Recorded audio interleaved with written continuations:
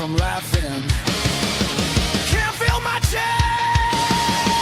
Bad ideas, best kind of friends. Pack yourself a bowl, we're about to begin. Wow! Two Stone with Marco and Johnny. Light it up and kick off the party. Two Stone with Marco and Johnny. Head full of smoke, no better place to be. Two Stone with Marco and Johnny. Turn it up and just laugh your stress away. Two Stone with Marco and Johnny. Two Stone, too stupid, 2 hours of hilarity. Hell yeah! We are here live tonight from the desert of Pahrump. Too stupid. We are Two Stone. Tuesday night. But you stupid. every week. Absolutely, we're here again. It is a Tuesday night. It is Two Stone from the desert heat and the Pacific Northwest. And on those locations, this is Two Stone. I am Johnny. And I am Marco, and welcome back to another episode and another great excuse to just get stoned and talk about whatever the fuck we feel like. And speaking of which, hello, pause, unofficial third mic of Two Stoned. You're just in time. Welcome to the shit show, like always. Yeah, we're here. We're on time, and we're here to make some crime. We're here to commit some crimes, baby. Wait, what? We're here to. Wait, where we're was here- that in the we're here- contract? We're here to smear the queer. Remember that game? Yeah, I remember that game, and I think by the time I got out of school, that term was phased out. They don't call it smear the queer anymore. Yeah, I know. And what was the other one too? Eeny, meeny, miny, mo, catch a tiger by the toe. Yeah. People seem to have forgotten what the original version was. Actually, I remember way back. You remember Top Gear, that British car show? Oh yes. Jeremy Clarkson got in trouble for he didn't actually say it, but he basically did the original version of Eeny, Meeny, Miny, Mo by picking a car, and all he did was he went, Eeny, Meeny, Miny, Mo, catch him by his toe. Like, he didn't say it, he just like, catch him, meh. Like, he just mumbled. He didn't say it, and he got a lot of backlash for it, but I'm just like, he didn't say anything. He just mumbled. He could have said anything, you know? Yeah, people are just sitting on the edge of their seats looking for anything to get mad about.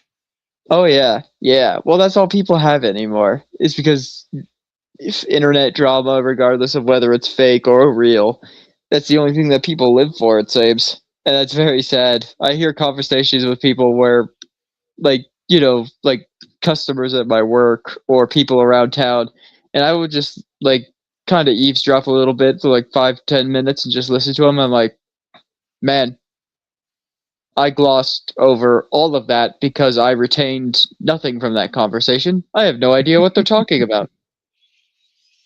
I really had to dial back my know-it-all shit because it really annoys people, and I know it. It's a really bad habit. But I know a lot of shit. And I got to sit there like you do and listen to these people talk about this stuff, and I'm like, I know the answer. Yeah, yeah. I literally. Do you have any idea how many times I've had to bite my tongue because the response that I've had to say to people is like, "Well, I'm sorry, you're stupid." You know, like like somebody was actually it was a buddy of mine. He was explaining to me this video that he saw that some YouTuber made about the Truman Show, right? About like this like theory that he concocted that Truman was actually aware that he was in a simulation or whatever the whole time because he was digging a hole in his yard, but then that's when he kind of realized that like shit was kind of weird. But then at the end of the movie, he gets on a boat and then gets out through a tunnel. And as my buddy was explaining this for like a solid minute, I was like, "Yeah, that's called foreshadowing." And Our buddy he just Mr. Duggar's checking in. Whoop whoop. what's up? What's up, Mr. Duggar? Just in time, my buddy. But yeah, it's like I have so many conversations with people like that where I'm just like, it really isn't that deep, man. He You're has thinking gotten. about it way too hard. Apparently, he has gotten loose. We do not have to pay the ransom to get Mr. Duggar out. Oh, thank God, I can now sit comfortably on this pile of money. Yeah, how people go way too deep on stuff all the time. I remember sitting in class as a child, and we'd have to read the books, right? And then the teacher would get up and go, "The book means this, this, and this." And I'm like, "No, it doesn't. It means whatever the hell is going on in my brain. That's why the author wrote the book. Don't tell me what this book is about. Let me figure it out." Yeah, books are art, unless you're talking about like nonfiction, like history books or memoirs or something like that. But yeah, we're talking about English lit, like Oh, fictional stories. I used to get so mad. I'm like, "No, that's not what it's about." And then, years later, as we become smarter and we have things we can look up, I was right the whole time. What's an example that what's a classic book that you were forced to read? I think the most overlooked most thing is the Waltman poems in books. You mean Walt Whitman? Yeah, Walt Whitman. He's like, well, the pod it suffers the struggle. No, it doesn't. You're reading shit that somebody wrote 100 years ago what is about, and that's what you think it's about. You cannot let your brain actually go in and figure it out on your own. That's what art is for, to enjoy it on your own, not to be told what it's supposed to be. Right, exactly. You're supposed to interpret it, and if you can't interpret it and you can't comprehend it, well, then that sounds like a skill issue. Or maybe the art isn't that good. I don't know. I know that's just always been it's like, this is how it is. And I'm like, there's no other way to look at this. This is it, huh? Well, you were at this guy's house 200 years ago, sitting next to when he was writing this book, and he told you what it was about. Okay, I got you. Right, but we're talking about books that were credited as being staples, classics, timeless. They're considered classics for a reason. But that's like saying, okay, fucking Gone with the Wind or The Godfather or something like that as a movie, and then you're just like, okay, but I want to compare that to Jackass. Like, no, those are two totally different things, but they're movies. Yes, but one clearly is very different from the other. That's the point. You know what I mean? Yeah, it's just the way people are wired. It's like people are taught a certain way, and that's the way they're going to think no matter what, even if it's right or wrong. Yeah, well, and even if people can't form their own opinion, they'll just latch on to whatever opinion makes the most sense. The biggest thing I saw this week was that roast of The Kevin Hart roast? Yeah, I've only seen clips of it.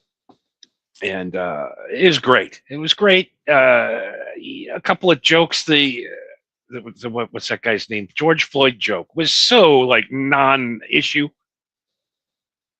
But now we got to cancel Netflix. Yeah, I'm sure Netflix is real scared. D.L. Hughley, I don't know if you know who he is. He's a failed black comedian. I have no idea who that is, so that sounds about right. And he does a podcast, and he was on some sitcoms in the 90s, I think. He's just a loser. I'm sure what that on if I saw a picture, of him, I might recognize him. What on it called Big J. Okerson, Mm-hmm. Shane Gillis, Mm-hmm. and Tony Hinchcliffe, Nazis. That seems like a bit of a step too far, don't you think? Big J. Okerson comes on the radio today and he goes, I'm the only Jewish man that's ever been a Nazi in the history of Nazis. How am I a Nazi? I'm goddamn Jewish. Yeah. What anti-Semitic comedy did I bring to the roast? You motherfucker, he goes, just because I'm white? Yeah. That's all it is.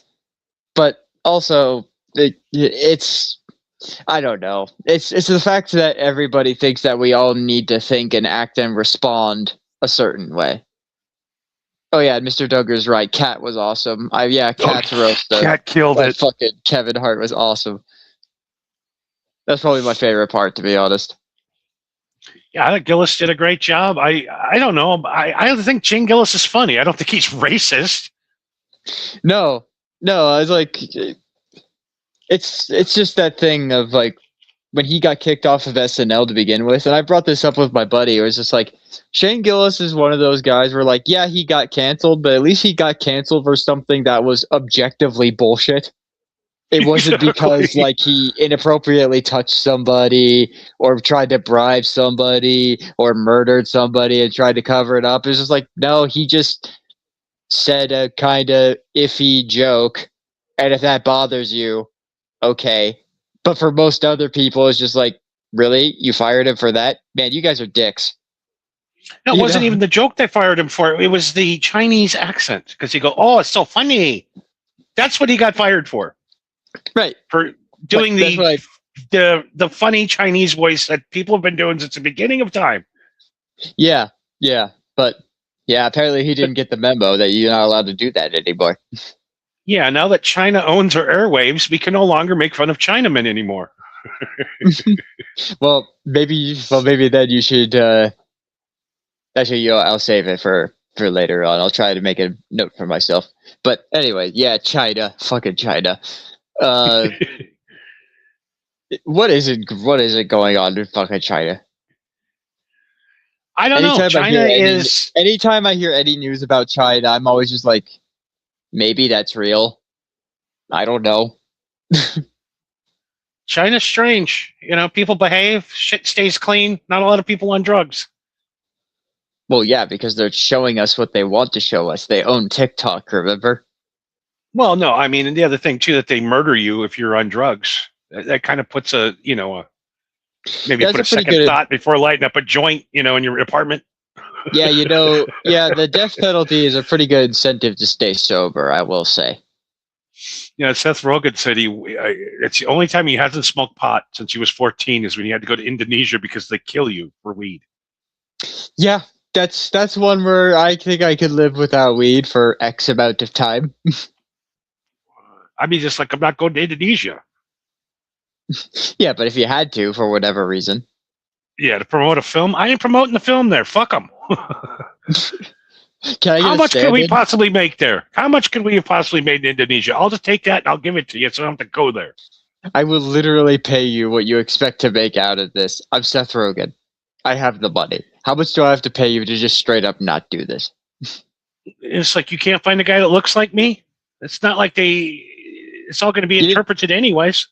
Yeah, you couldn't hire the stunt double to do it for me? I remember I went and saw Wade Newton once. How'd that go? Well, he has a guy that looks like him. Mm-hmm. He shows up to the venue, does the sound check, does all the meet and greets before, talks to all the fans, hangs out. And then he'll leave the back of the room, and then the real guy comes in, does his set, walks off, and then the fake guy puts water on his face to make it look like he's sweating, comes back out to sell more shit at the end. It wasn't him the whole time. Nobody knew. Brilliant. That's a great idea, actually. I'm I like, don't that wanna- is. If I was famous, I don't want to deal with these fucking people. But yeah, you want to pretend to be me professionally? You want to work for me? I would send him out all the time. That would be a great job too. Get to pretend Yeah. to be Johnny Depp all day. Yeah. If you looked like him. Yeah. Although you would have to pay the dude well so he doesn't do something fucked up and wrap you into it. You know. Yeah, that's the other problem. You get caught. That guy gets caught in a hotel room with a bunch of hookers and crack. Yeah. Yeah, the only way that the cops would ever know that it was him is if they actually find his ID. You know, like if they actually took his blood and they examined him or something, everyone would just think it was you. I'm definitely would be a lazy celebrity. It's like, yeah, we need to go. You need to go sit at this table selling these drinks for 3 hours. All right, I'm going to send my clone. Yes, I'm gonna send my clone. I have all of this acting money that I have invested into a cloning technology just so that I can avoid my obligations as a celebrity. God, if you could go out and commit crimes and just send the clone to prison. You don't think they get suspicious after you have octuplets in the prison? They're the same name. Yeah, same name, same dude, same age. And they used to do that back in the day. You pay a guy Clone to go do people? your time for you. No, guys would literally pay guys to go do time for people. Yeah, sorry, I don't know why I went down that train of thought. Where you're just like, yeah, they used to do that back in the day, but clone people? What the fuck are you talking about? But yeah, just pay people to pretend to be me. Nope, just Danhausen is the only body that can clone anybody now. Yeah. Although there's got to be some crazy ass makeup artist that could just make a perfect replica of your face, and you can just have someone walk around as you. You know? Yeah, I mean, they make those masks now that are pretty realistic. Yeah, that's what I mean. How hard can it be to hire somebody full time to just do that if you're a celebrity and you have the money? Yeah, I want to get one of those and just walk around town and be a different guy one day just to see if I get treated differently. You know what I mean?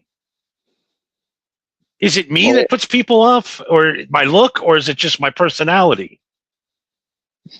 Or is it both? I mean, is it my personality or is it my looks that got me thrown out of that restaurant last week? I don't know. I could cause a ruckus just by my facial expressions, apparently. Oh yeah, I forgot about that. Yeah, you want to talk about that? You cause a ruckus. Yeah. You want to take the lead on this one? It's your story. Oh, I already took care of it last. You'll have to listen to the last episode. I took care of the problem. Yeah. Well, actually, you never said if there was a conclusion to that, other than you just left and never came back. Did you go back there and just be like, who the fuck was that guy? Yeah, I went back and I murdered him. Ah, I see. Fair and honest and fair reaction. Yeah, just plunged a knife in the side of his throat and threw him in a truck, and then I rigged the truck up to drive off the side of the mountain here. And do you know how lucky I am? That you had the perfect time to do all this? I did. I had not only that, the truck went through a tree, went through the window, and through his neck, the same spot I stabbed him. I didn't even have to cover up the crime. Well, he looks got like impaled by a tree. He got impaled by a tree. He had alcohol and drugs in his car. I'm free going now. Yeah, it's like, yeah, here's the registration, and then it's just like hastily drawn on in Sharpie, like his name as the signature over your signatures. Like, man, this guy could not spell. Life sucks. Does he know there's a K in sucks? Why did he spell suck with 2 C's? No, I didn't murder him. I in my mind, no, I did. You know. Yeah, we all have those internal thoughts and daydreams that we don't act upon. No, actually, I did call back, and he has been fired. Wow. Fired. Oh, so I'm guessing you probably weren't the only one he's done that to. The guy I talked to that was leaving the restaurant, one of the cooks, I asked about the guy, and I go, "What's that guy's name?" I go, "The guy that looks like a pedophile." He goes, "Oh, that's John." He knew right away. Oh, that guy. That guy. You know, he's got the beady eyes with the glasses and the kind of high forehead. You know the type of guy, right? Kind of chubby. 6'3" or so. I love that. The thing he used to describe is like, he looks like a pedophile, and he's like, oh, that guy. Yeah, yeah. Oh, yeah, John? Yeah. Free Harvey. Weinstein. We got a free Harvey in the chat tonight. Free Harvey? I don't know why you want a free Harvey, man. Other than he's an old man who's probably going to die in prison. So I kept, every couple of days, I kept leaving reviews on this guy. On, what do you call it? Google. Right. About him just being inappropriate to young girls constantly. I called up the other day. I called up, what was it, Friday night. I go, is John working tonight? And they're like, oh, unfortunately, he's been let go. I was like, yes! I got him! Nice. So now he's a manager at some other shitty restaurant. I don't know. Hopefully I'll never see him again, because now I don't know where he works. You know, by him getting fired, it saved his life, because I was going to go murder him that night. That's why you called. It's like, I just want to make sure I got the timing correct.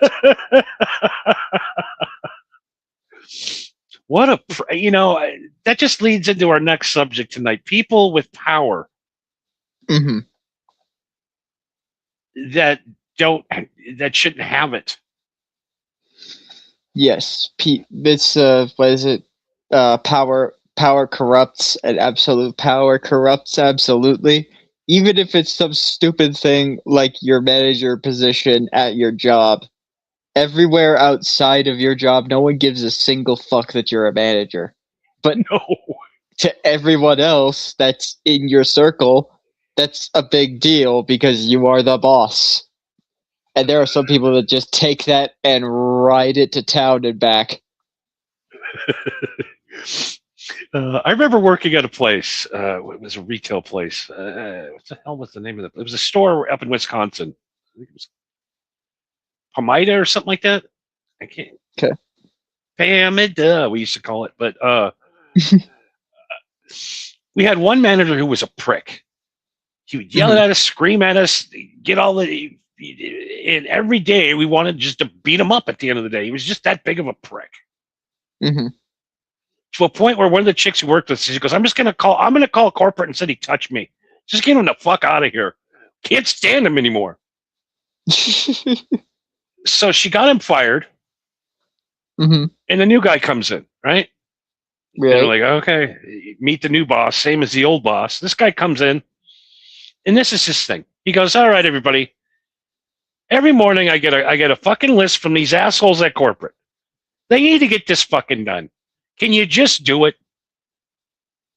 This is what we have to do today. Can we just do it? I'm not going to yell at you.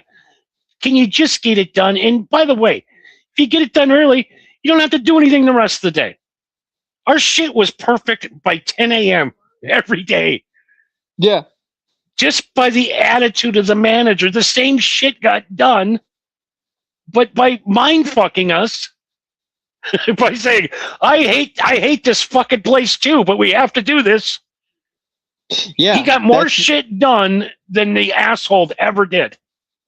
Yeah, it's one of was it Band of Brothers? I don't remember, but it was some World War II movie that I saw where it was an unintentionally funny scene where these guys were in a tank and they were stuck, and then there was like the German army was like marching towards them, and the sergeant was just like, all right, everybody grab your guns. we're gonna fight him. And they're like, wait, you want us to fight an entire German army? And he's like, no, but that's what we're doing. And he's just straight up like, no, I don't want to do this, but we have to. It's what we're doing. We're fucked, you know. We don't have any other options. We literally have we have no other option at this point. Get your fucking gun.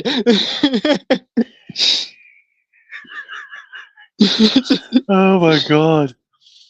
Yeah, it's just, being a prick just doesn't work. It never works. Being a prick in power never works. Nobody respects you. No, unless you have a reason for being a prick. There are some people that are pricks for a reason. But it depends on the work that you're doing. Like, anybody who does manual labor, pretty much, you have every right to be a dick. How many times have you broken your finger this year? You know what I mean? Yeah. I understand. You've been out in the heat all day. You're angry. I get it. Yeah, shit sucks. God, you can bitch all you want. I'm not going to fault you for that. But Jesus Christ, I just see the alpha male prick, and I get in a lot of fights with those guys constantly, like physical altercations, because I can't handle it. The way they treat their women. Get in the truck and shut up. Don't talk to your wife like that. I'm the boss here. I rule. They're always the first guys too when there's like a group of people. I'm the leader. No, you're not. You're a dipshit. Johnny is. Johnny, as your lawyer, this show is for entertainment purposes only, and instead should not be taken seriously. In fact, they are stoned. Nobody was murdered in the making of this podcast. Yes, nobody was murdered in the making of this podcast, nor before it. But we can dream about it, can't we? Yes, we could talk about it. We could hypothesize. We could imagine. Words aren't a crime yet. Yeah, I just don't know how. I've run into managers too that just you're like, this is fucked up. Are you going to fix this? And they'll look you right in the eyes and go, no. And you're like, only other option right now I have is to jump across the counter and beat you up. Pretty much. Yeah. Yeah. I remember one time we had this asshole manager where for some reason, like the cherry on top of how much we hated this dude, he drove around in a smart car. Oh, Jesus, no. Yeah, like he really was just insufferable. And so one day, me and my coworkers, we were just walking around town, trying to find something to eat. And one of my coworkers noticed, like across the street, he's like, "Hey, isn't that so and so's car?" And we see it, and we look at the license plate, and we go like, "Oh yeah, that is his car." And we like look around and like try and see where he is, and we don't see him. So we're just like, okay, you two get that end. Me and him will get this end. And we just picked up his car and put it on the curb, like halfway on, and and just left it there. The smart car's just super light. If you got like 4, 5, 6 dudes, you could pick those up and put them on the sidewalk, and they're screwed. Paul says it's in the. What is that? What is that word? Elaboration. Elaboration. Yes. Hey, pause. Rule number 1. Johnny dumb. Johnny don't know big words. No word. You can't. He's like an ogre. You can't use words that are bigger than 3 syllables. Please, people in the chat, remember the host is dumb. Use dumb words. I don't want to sound. You're making me sound dumb. It's an elaboration of description of an alternative reality for entertainment purposes. Yes. Only. Yes. Exactly. This is a theoretical, hypothetical. It does Literally not exist in our time. In the UK, apparently right now, I could be charged. Yeah, but who gives a shit? I don't live in the UK. Yeah, I have no reason to go to the UK. I don't live in the UK. So why the fuck am I gonna go over there? I went to the UK. I've been to the UK 3 times. You know what the UK smells like? It smells like mold. Yeah, because it's old as fuck. It's thousands of years old. Every fucking place you go into, it smells like an old granny's house. It just, ugh. The food sucks. The beer sucks. The people suck. How many people listen to us in England? Let me check real quick. It can't Actually, I be love much. England. I love England. It's a great place. Yeah, wonderful place. I would go there. I would go there again if I wasn't legally obligated to not leave the country.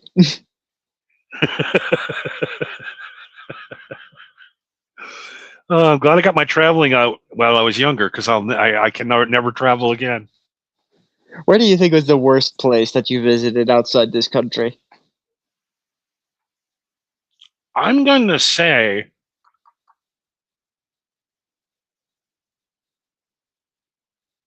God, there's so many of them. Yeah, I see you. You're thinking about this like you're like, damn. There's a lot of shitholes. I'm going to say France. Really, No, wait. France? No. Yeah, France just sucked. Why? Once What was again, wrong with France? Food sucks. People stink. Nobody fucking wants you there. It just, I don't know. There was everything about it. It's just like they're smug. Spotted dick pudding, you know. Mr. Tucker says. I'm trying to think where else we went to. Mexico fucking sucks. Tijuana? That's a fucking nasty place. Yeah, my cousin went on a missionary trip to Mexico once, and she was gone for like a month, and she was totally fine. She came back totally fine, but I was still just like, you are fucking insane. Why would you go to Mexico for any goddamn reason? I wouldn't go there for money. You know what I mean? Yeah, well, we went for $15 hookers and Still. donkey shows. That's not enough incentive for me to go to Mexico. You know, I think Clerks 2 put it the best. Everybody thinks it's funny and cool to go to a donkey show till you end up at a donkey show. That's why like I said, I have no want or desire to be at or go to or see a donkey show. Nobody should ever see that. I don't know how that is a thing. I don't. It's still scarred in my psyche. To a point where you can't even talk about it on YouTube. If you know, you know. If you know, you know. If you don't want to know. Yeah, exactly. It's I'll see if I can find the clip and send it to you. It's something that you could use on your show. But it was something from a Disney movie that was called what was it? I think it was Atlantis. But it was just this bit that I reference all the time with my brother. He's like, "Trust me, you don't want to know, and you don't tell him. You shouldn't have told me, but you did, and I'm telling you, you don't want to know."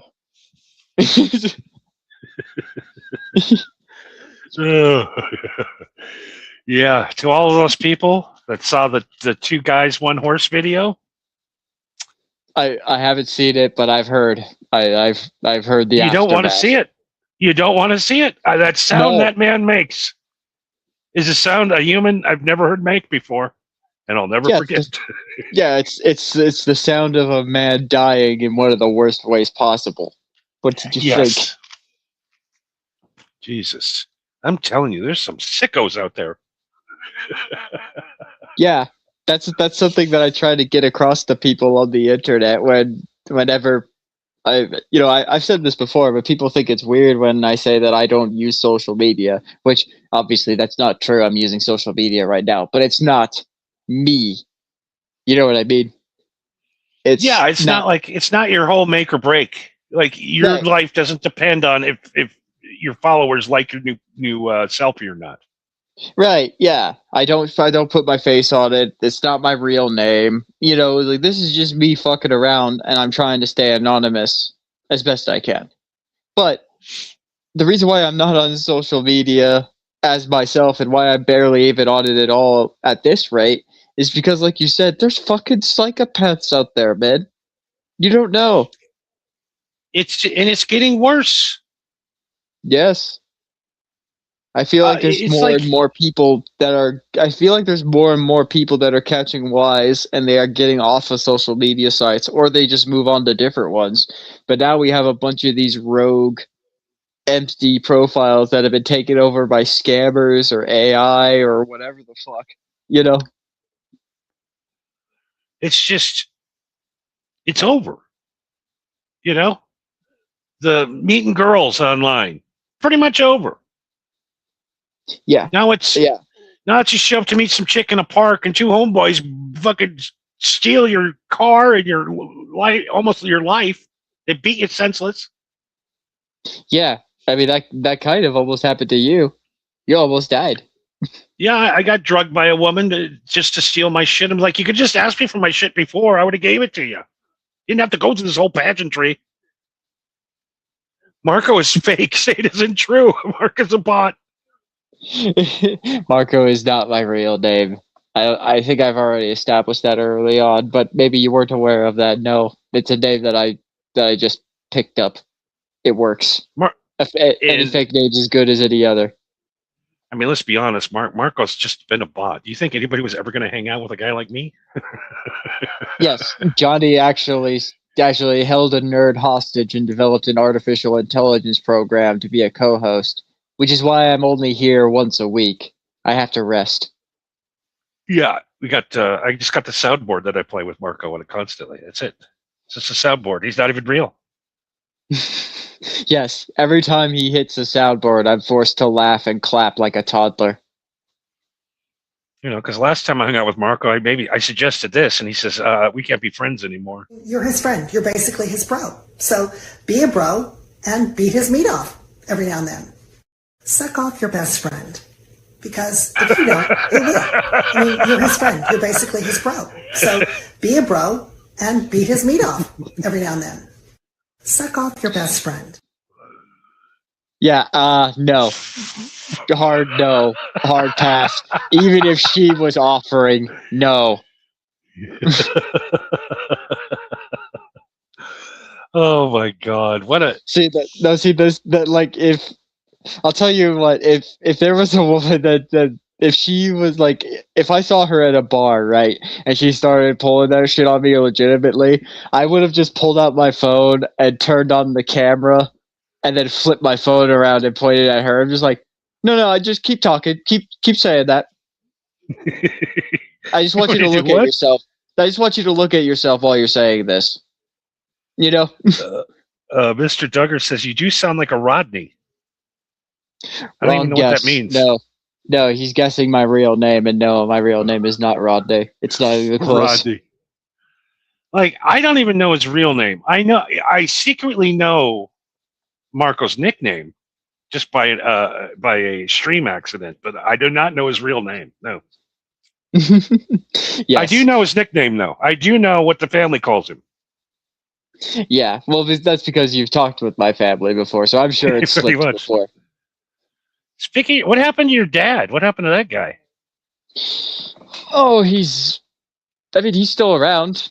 He's working, pretty much. You know, he's just working, and then he comes home, and by the time he gets done doing what he does, making food for himself, looking for stuff online, or having to send out emails and fill out paperwork or whatever bullshit he's got to do.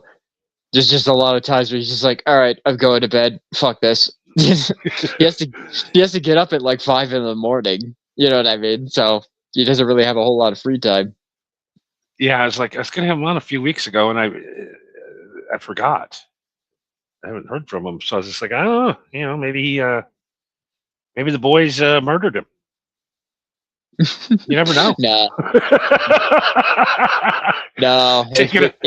No, he won't get over anything in the will. No, he won't get anything in the will if we murder him.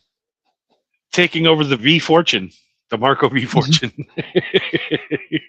I'm already in the will. There's no need to kill him.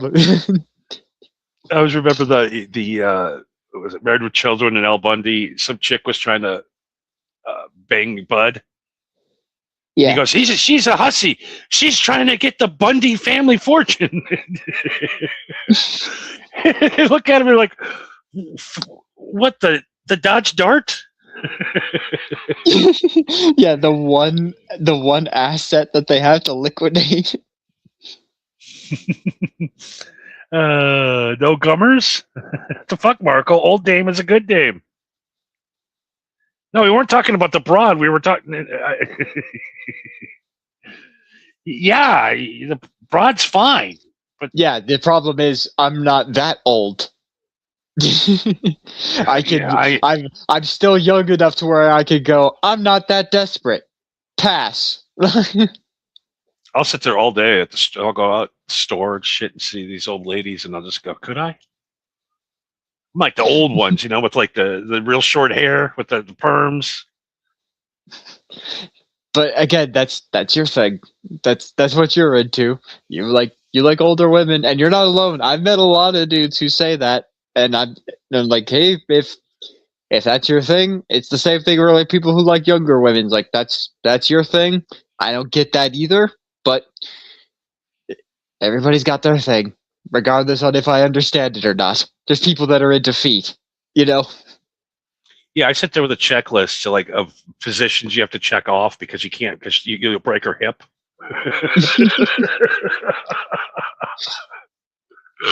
Oh, sorry. You left a burp out. That one was phantom. That one came from out of nowhere. That one was, I didn't even know it was coming. Just snuck out of you. Yeah. Got excited. Started talking about those old broads, and I get a rod. Start gooning. Fucking gross. So I wanted to talk about something. I touched on it a little bit last night, but tonight I gotta bring it up. Huh. Kick streamers.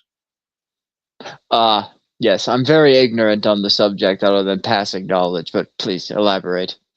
If you're listening on the Kick stream right now, you're a scum. You suck. You are a low human. Wait. Subhuman. Are we streaming on Kick right now? Well, yeah, but okay. I've never said I'm good. Any good? No. I'm just making sure that what you're claiming is true. Continue. So I did, just as an experiment the other night, just to see if I did the most scumbag, low-life show ever, if people on Kick would watch it. And the results? So I did 700% increase in views. Is it just anarchy over in Kick? Is that why people go over there? I literally put up a thing that says, I am going to just spend the next hour gooning.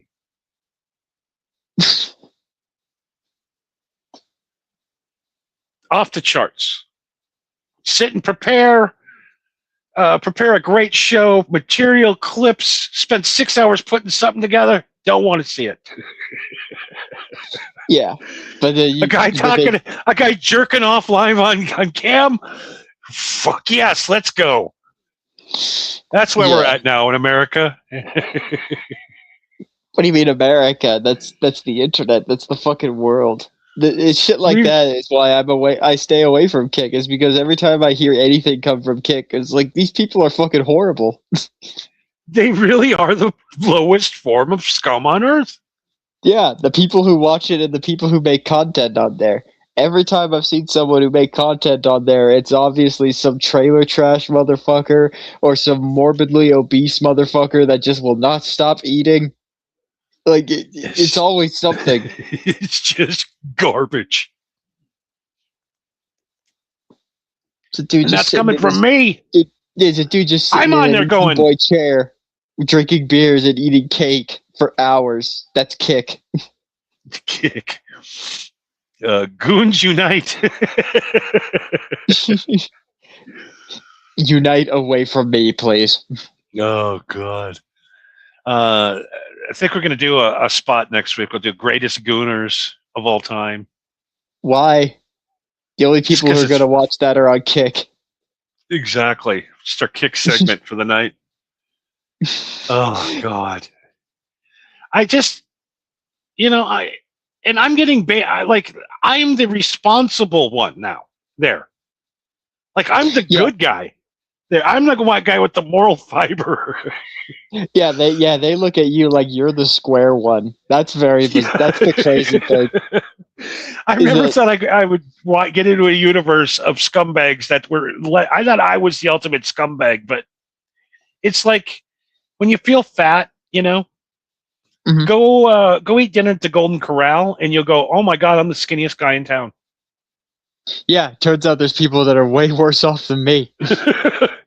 There's way bigger dumb dirtbags and scumbags on the Kick stream because they're so bad they can't even go on Rumble. They've been thrown off Rumble.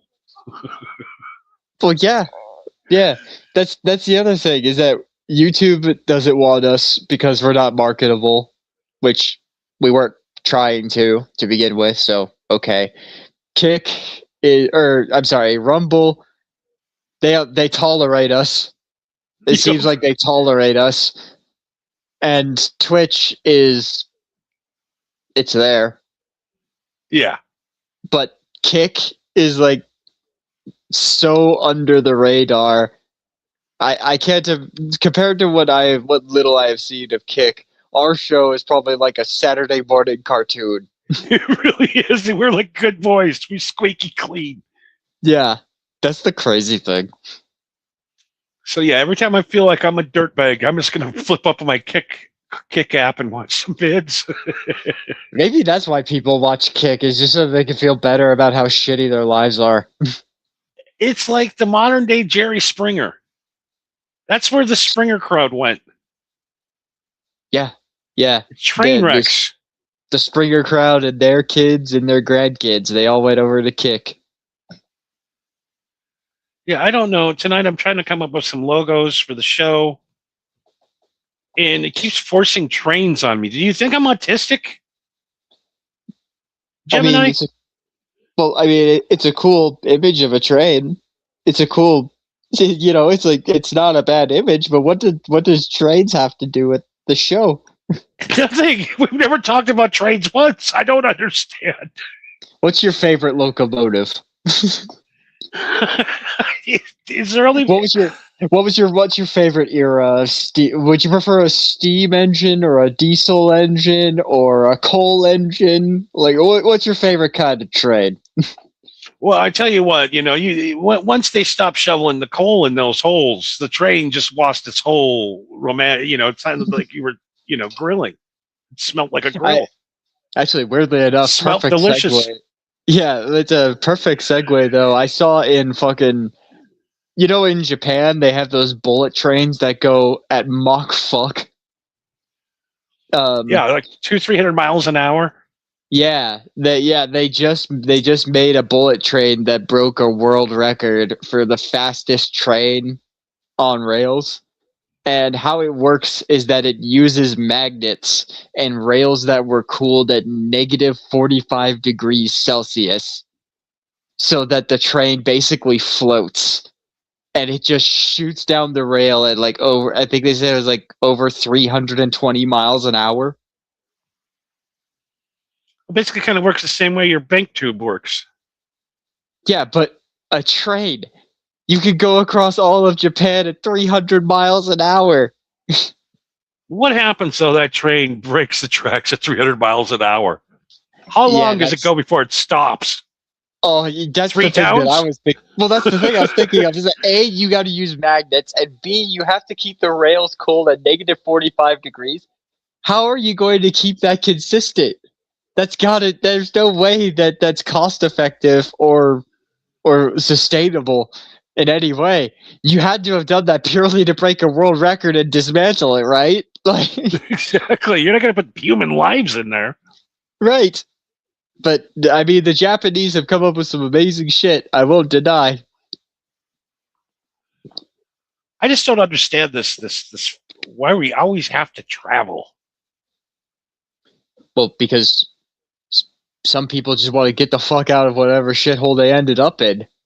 Can you imagine if you were born and raised in a swamp in like Florida or Louisiana or something like that, and you're just like, yep, this is my life forever. Or you could just hop on a train or get on a plane and fly 3, 4, 5 states over and try your luck somewhere else. But Yeah. that's the weird thing. The people in those positions never do that. No. I know people like my ex-wife. She never left her town, not once. She didn't even drive to the big city once. Not to like her family all lived there. The farthest they go, they would go about 4 miles up to that Walmart, a little bit out of town, but we went on a trip. You know, it's like never left, and never cared. Well, yeah. I mean, if you're satisfied with your life, then you have no reason to travel because you have everything you could possibly need. Why would you want to go and leave your house if you have everything that you want or need? You know. I know, and if all of you thinking of this travel lifestyle is great and grand, and you're missing out on it, and you're mad because you can't visit these places, and I'll tell you what, within 3 hours of every place I've been out of America, I went, this is fucking weird. I want to go home. I don't care where it was. Yeah, the only reason why traveling is so great and grand and luxurious is because you have fucking money. That's the only reason why. If you have the money to buy like the fucking you not the usual tourist trap shit like Johnny did, I imagine. They probably just booked you in they had the stupid American tourist hostel that they throw into all the cheap fucks. If you had the money, they would have put you in the fucking Imperial Suite or whatever the fuck they call it. And yeah, that would have been fucking awesome, looking down upon the peasants as you drink your champagne. Yeah, that sounds fucking sick. I would do that every fucking day if I had the money. It's just like you could be doing that at home. You know, you don't need to. Yeah, like when most of the time I was on a road cruise, I didn't really get to see a lot of shit, but I saw it. Every time we go to France, we got to go see the Eiffel Tower. Why? I've seen it in 1,000 movies. Hey, look, it looks just like the one in Vegas. Wow, nice, great, let's go. I think the one in Vegas is smaller, though. Yeah, no, it's a quarter of the size, but it's the same thing. Swamp rats are good people. I don't know about that. Well, I do know some people from the swamp that grew up in the bayou or had family that lived in the bayou, and they seem like decent folk. Some of them are kind of intense. I'm not gonna lie, but they seem like decent people. Yeah, I've been on that trip to Louisiana. Mm-hmm. From Houston to New Orleans, where it's just a bridge for like 3 days. It just doesn't stop. The sign even says, you better get some gas now because you ain't getting any for the next 57 miles. And you're like, there is no gas station. Bridge. Yeah, there is no gas station that is on the side of the bridge. You better have the fucking gas to get inside New Orleans, or else you're stuck. And all them places we stopped, where the swamp people were, was scary as fuck. And I don't think because they were bad people. I just think it's been put in my mind that everybody that is a swamp person is going to sexually assault you, like on that movie, Dueling Banjos. Oh, Deliverance. Deliverance. You think that's what everybody's like? Ooh, super racist and come get them, cuz. Well, because that's because that came from like the 1800s when that was a prevalent issue that was reported in the newspapers a lot, where there are these inbred hicks that lived in isolation in the woods that were just doing whatever the fuck they pleased and murdering people who wandered on what they thought was their property. Exactly. I just think we're so programmed because every time you see, at that point in my life, everybody I've ever seen that talked like that was stupid and fucked up, even though they Yeah. weren't.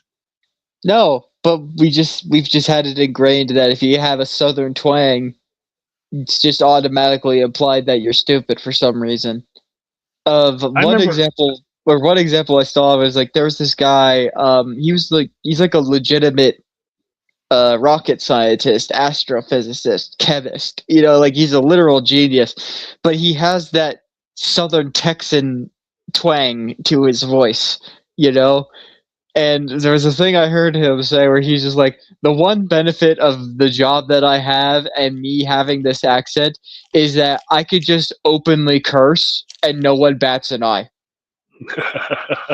Like I could literally just start a seminar by going like, all right, so as you can see on this whiteboard that if the chemical bond is isolated in this formation, then it will prevent itself from exploding all over the place and just decimate everything and shit. And this over here, and like nobody bats an eye. Nobody says anything. No, I don't get reprimanded. Everybody's just like, yeah, makes sense. But it's because he has that twang, everybody expects it. No one questions it. I remember I worked with a guy when I was in high school at an auto auction. And I was talking to him one day, and he goes, "You know what? I moved up here because my wife's family's up here, and I can't get a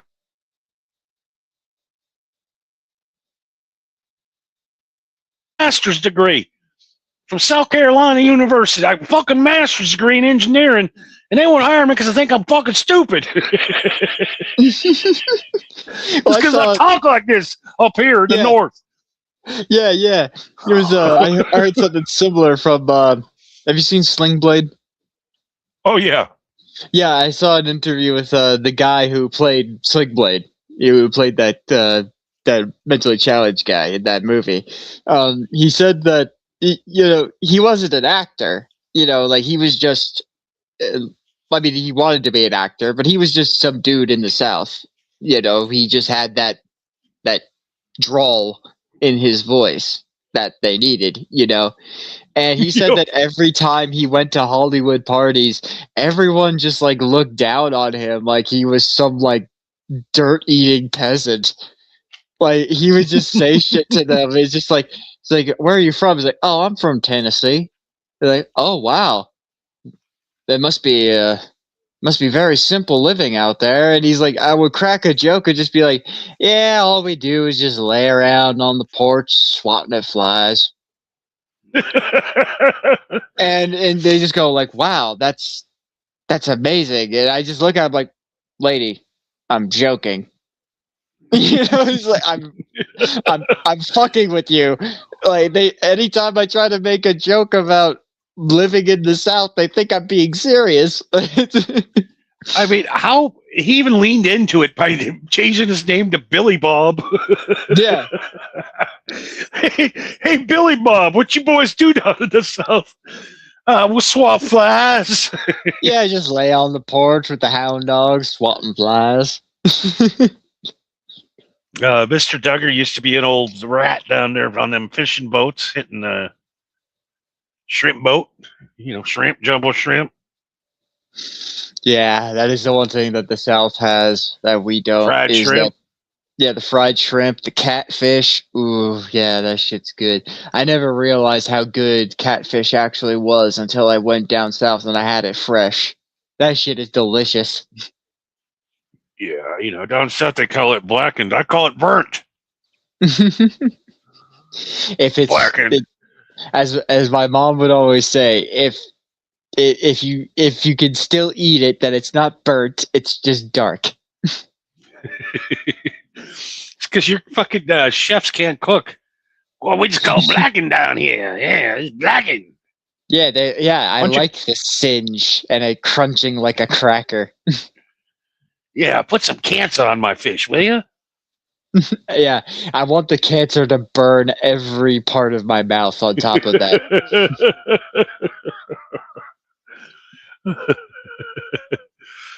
Fried shrimp, cold shrimp, hot shrimp, bubblegum shrimp. Oh, what else we got going on tonight? We got that to do. Not there yet. Oh, I do want to talk about something though. First, a message from our friends at Alien Head Pizza. Welcome to Alien Head Pizza, where every slice is an adventure. The pizza is incredible. It's out of this world. All right, team, let's make these pizzas stellar. Affirmative. Initiating cheese nebula formation. Great job, Watt. Gratitude. Efficiency optimized. This place is amazing. Need to And copyright the pizza cheese looks nebula. incredible. One Cosmic Supreme, hot and red. Alien Yeah, Head you're Pizza. right. It's a whole new universe of flavor. Cheesy and delicious. The cheese pull is insane. You gotta try it yourself. So why I bring them up? Somebody stole our idea. Really? One of our ideas. What do you mean, one of them? Well, we filed a permit with the FAA claiming that we would be the only drone service allowed in the United States to deliver our pizzas by drone, right? Right, that was one of our early marketing ideas, is that we use drones to deliver your pizza. Yesterday, I'm watching the news, and Little Caesars is delivering pizza by drone. God damn it. We're going to sue them bastards. Listen, I know Little Caesars isn't exactly high up on the totem pole of pizza chains, but they gotta have better lawyers than we do, right? They are a multi-billion-dollar corporation. That's we what are I'm two saying, guys though. that are stoned that can barely afford weed. Yeah, are we really going to spend the money on a lawyer, or are we realistically just going to spend the money on weed? We're going to spend the money on weed, and they're going to get away with it. Exactly. Yeah, there ain't shit that we You can know. do about it. Welcome to capitalism. Another big giant squishing the little guy. Yeah, but the one thing that we have that they don't, they might have stolen the drone delivery idea from us, but the one thing that we have that they don't is an actual good pizza. Yes, and a cheese nebula. Yes, yeah. You could have the drones. Actually, drones are overrated, overhyped, and you need to train these people. Are you really going to train a dude who can barely speak English how to operate a drone? Good luck with that, buddy. I really would love to see that. Yeah, Marco knows a guy with a smart car. We can deliver them pizzas cheap. What if we just get a dude and dress him up to look like a robot, and we just put him on a bike? Mr. Duggar says Caesar's Pizza is not a real. I don't think it is either. No, there's no I way think that's just real pizza. Little Caesar's Pizza is a science experiment. That is not a pizza. Yeah. Number one, if your product is cheaper in 2026 than it was in 1987, something's going on. Yeah, I actually saw a really funny tinfoil hat conspiracy theory about that. Do you remember back in the day when the government was going around telling people, like, hey, if you're too poor to be able to feed your family, then you can apply for government cheese? Yes. Do you Big know? block of cheese. Yeah, you get a free big block of government cheese. Do you know why, like, where that shit came from and why they did that? No. Because we had a massive reserve of fucking cheese that we had stored and prepared when World War II kicked off. And we were trying to preserve as much food as we can so that we could keep the war going. But then when the war was over, the government went, oh, fuck. What are we going to do with all this cheese? So eventually they came up with the idea of, well, what if we just give it to poor people so that we could feed our population and also get rid of this cheese without it going to waste? Turns out they still had a shit ton of cheese. So what do they do with the cheese? So the theory persists that the government cheese is the cheese that's in Little Caesars pizza.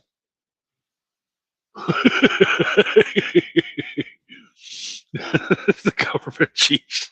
Yeah, the Little Caesars pizza is government cheese. I'm gonna pull the know-it-all card out just for a second. I'm sorry. It's annoying. No, like I said, it's a tinfoil hat conspiracy theory. I thought it was funny. Go on. Do you know every single pizza chain gets their cheese from the same company? Yes.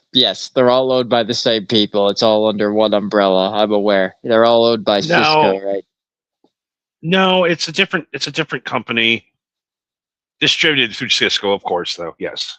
Right. It's so every pizza, the Papa John's, the Pizza Hut, the Domino's, the Little Caesars, any pizza that you can buy from under $10 comes from that same government shit cheese. Pretty much. That's why their pizza sucks. Yeah, because we had an overabundance of cheese, and they had to get rid of it somehow. I mean, I'm nuts, right? I went in to Domino's one day. I said, "Can I bring my own sauce, cheese, and meat in, and you guys make it for me?" And they told me to get the fuck out of the store. Domino's crust not bad, but if you could get the better cheese on it. Yeah, literally everything else about Domino's fucking sucks. The fresh crust of a Domino's pizza is great. Everything else about it is so bad. Domino's pizza is the same price now, $7.99 for a large pizza, that it was in 1983. How do they do it? Without Mr. Duggar shit. Mr. Duggar says Caesar pizza is Soylent Green. I disagree. I think it would taste better if it was Soylent Green. I've never tasted pepperoni like that. It tastes like shit. The sausage, get out of here. Yeah, the only thing that I will give any credit towards Little Caesars is the crazy bread. But again, that's just cheesy breadsticks. How can you possibly fuck up cheesy breadsticks? They do. Yeah. I've had some of them cheesy, are raw. Yeah, some of them are still raw, and some of them taste like you're just eating garlic flavored styrofoam. It is bad. It is. Why don't you charge me $12 and make a good pizza? Because that's not their thing. You don't go to Little Caesars because it's the best pizza. You go to Little Caesars because it's the cheapest pizza. You shove it in front of your kid's face. And you go, "There you go, kid. You have your own pizza all to yourself. There you go." Yep. And it cost me $5. And it cost me $5. Yep. All those Little Caesars pizza used to be legitimately bomb back in the day before before the take and bake shit started. Yeah. Or hot and ready, I mean. Yeah, hot and ready. Yeah. Although I am a fan of the take and bake myself. Yeah, I mean, the only reason take and bake pizza places still exist is because you can use your EBT card there. Yeah. Why not? It makes sense to me. I don't know, man. I literally am a pizza junkie. I should maybe be on one of them shows, where the guy that just eats pizza every day. Yeah, but see, that's the thing, though, is that I love pizza, too, and I love making pizza my way. That's why I love the take and bake thing, and that's why I use frozen pizzas, because I throw a bunch of my own shit on top of it, Yeah, I mean, frozen pizzas used to be great back in the day, and now since Pillsbury owns fucking everything now. Mm-hmm. No, not Pillsbury. What's the name of that company? Nabisco? I don't know. Not Nabisco. It's the people that do the TV dinners and the ConAgra. Yeah. ConAgra owns 85% of the pizzas in your frozen pizza aisle. Yeah, and somehow somehow the frozen pizzas are still $2 more than Little Caesars pizza. Exactly. They're all shit. They've all turned to shit. I remember getting those party pizzas back in the day, getting high, when the party pizzas used to be round. Mm-hmm. The crust would bake to this fluffy, crispy, perfect. Those pizzas were perfect. Maybe I was really high back in the day, but Yeah, man, those were great. No, I agree with you. I remember those. I had those all the time when I was a kid, and those were cheap as fuck. They were like $1 a piece. I Yeah, would they're eat still those. $1 a piece. Yeah, 30 but years they later. yeah, but now when I eat those, they're still $1 a piece. But when I eat them, it's like I'm eating pizza flavored cardboard. It's the It's, crust is terrible. I went to the store the other day and they had the Totino's pizza. It said now with better taste and cheese. And I'm like, thank God, right? Go Now home. now with better tasting cheese. Better tasting to who? I don't know. Rats? I don't Yeah. know. Yeah, Like yeah. I took one bite and it's like you said, it's still cardboard shit. Why are you making this? Why do you hate poor people? Because they're trying to make the best pizza while using the least amount of materials and spending the least amount of money possible, which everybody knows that if you spend more money and you put more effort into food, it automatically makes it better. But they're not trying to make food to make the best product. They're trying to just No. shovel shit into your mouth and make money. There's literally 4 aisles of frozen food in every grocery store in America, and not one fucking thing in there tastes good because it's so full of preservatives and shelf life bullshit. Like you should be, like lasagna used to be good, Yeah. Sucks now because of the preservatives. Yeah, they focus more so on the preservatives than they did in the actual quality of the product. You know what's one thing that I saw that actually gave me such a mind fuck? I didn't peanut butter. Yeah. You Yeah. grab it, you look at it, it's brown, it's smooth, or it's chunky, depending on what type of peanut butter you like. Did you know that in most other countries where they make peanut butter the actual way, where they don't have their own like homogenized or preservatives or whatever, peanut butter is supposed to have like a bunch of peanut oil that just floats up to the top, and you mix it around and that before you spread it. Americans went, ugh, this peanut oil stuff is gross. Get rid of that. So we figured out how to use science to make our peanut butter so that doesn't happen. Which, sure, that's convenient and that's cool, I guess. But it's also might be why we're all getting fucking cancer. I mean, speaking of cancer, Mm-hmm. for years, they said the thing that was been causing lung cancer was cigarettes. Yes. Okay. Smoking is down 87%. Lung cancer is up 2,000%. It wasn't the cigarettes all along. No. The more and more we start to realize that nobody knows anything.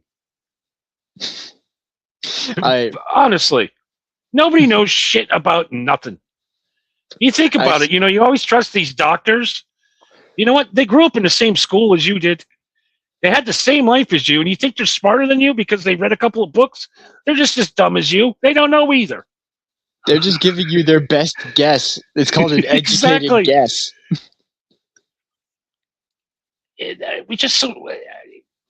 We literally, like you said, we fuck our peanut butter because we don't like the way it looks. Sure, it's going to kill you. Sure, it's going to give you cancer, but it looks better, doesn't it? Yeah, you don't have to waste your time spending 2 minutes mixing your peanut butter before you spread it on your toast. God forbid. Yeah. It isn't the food industry that's giving us cancer. Not at all. Look at the Amish. No cancer at all. Guess what? No electricity and no highly processed foods. Yeah. Done deal.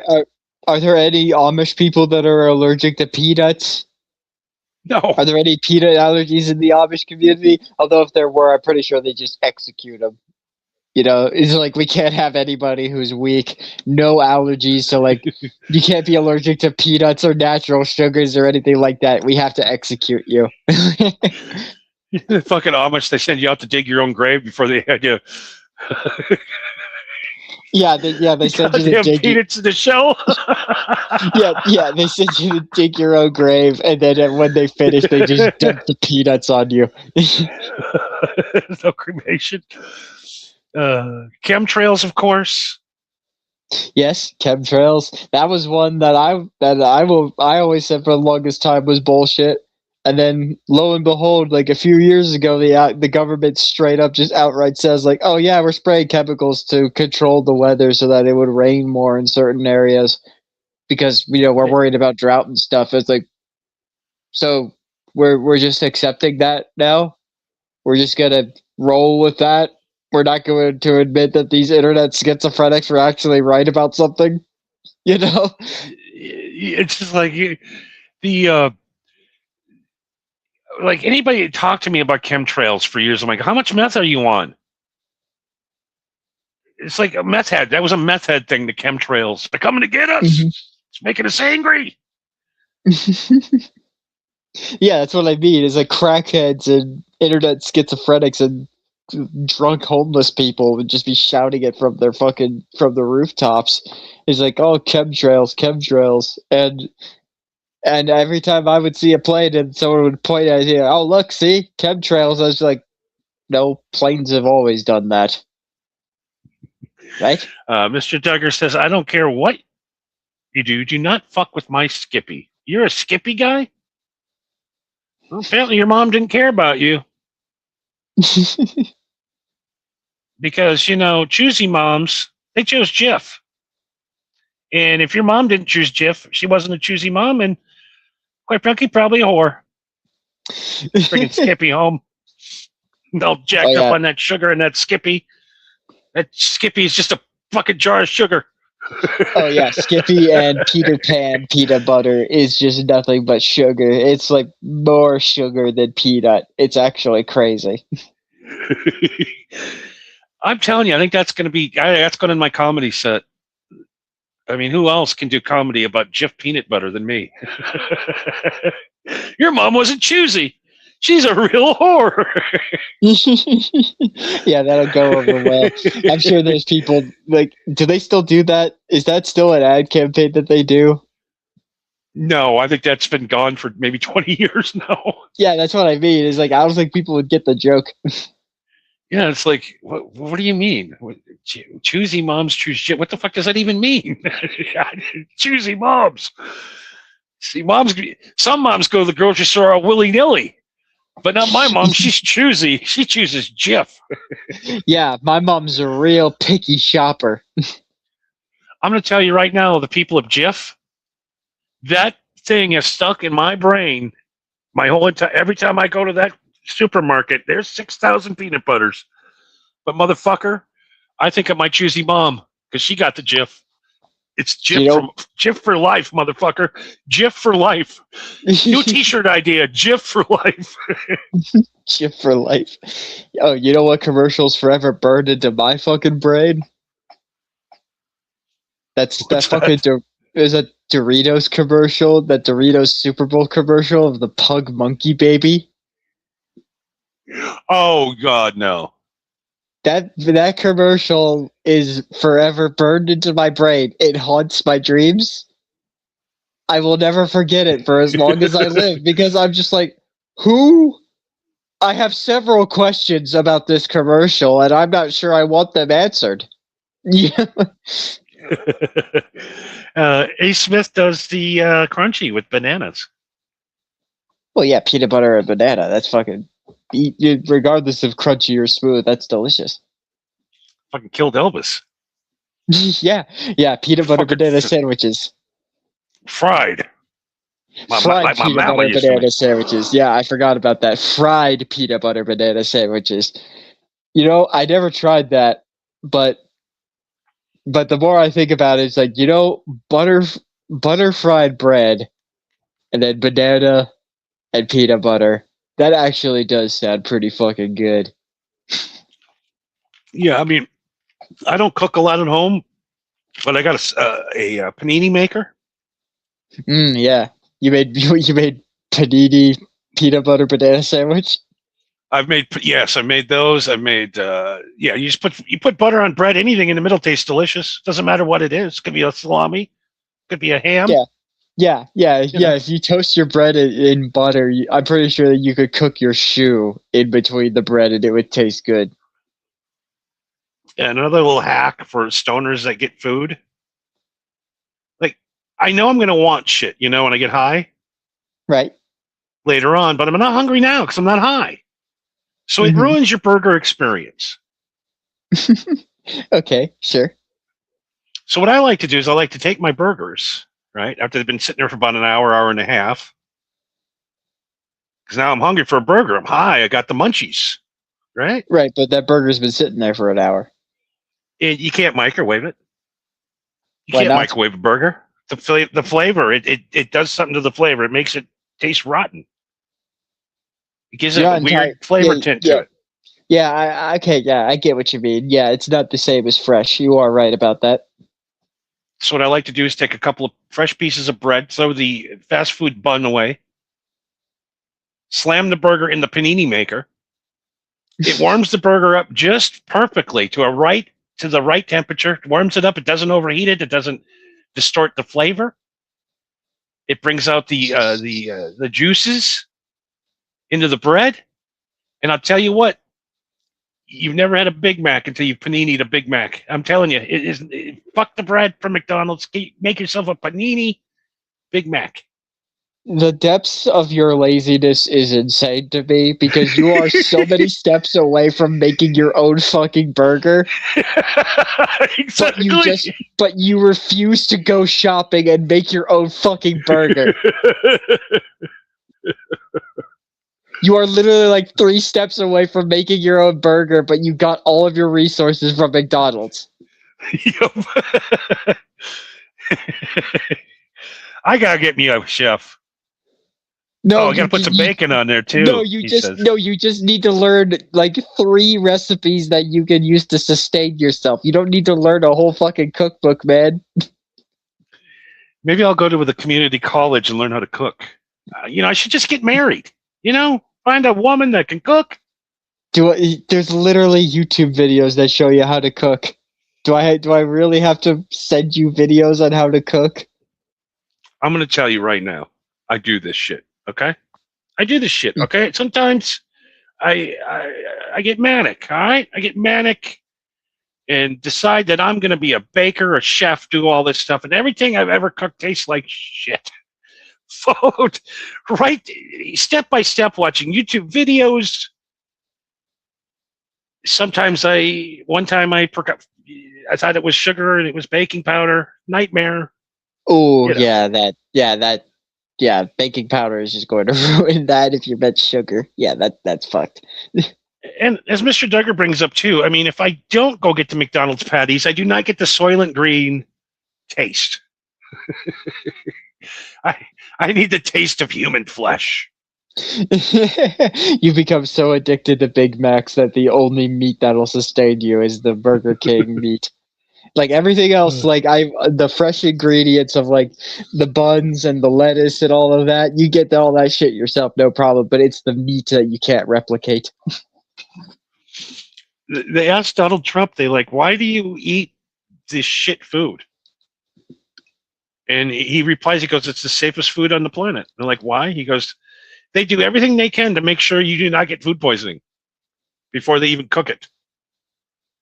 I don't know if I would say they do everything they can. I would say they do the bare minimum to make sure that you don't get food poisoning. Think about it. They're selling 1 billion burgers a day, and very rarely are people going down with food poisoning. You know what I mean? Right. Yeah, they got McDonald's did kill 4 people. McDonald's did kill 4 people last year, but that was from the onions. Right. What you get for putting vegetables on your burger, dipshits. Yes, but again, considering the grand scheme of how big McDonald's is, the fact that only 4 people died from food poisoning, you don't think that's astounding?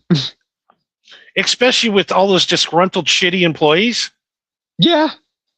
Cooking. Well, again, Yeah, because of the security cameras.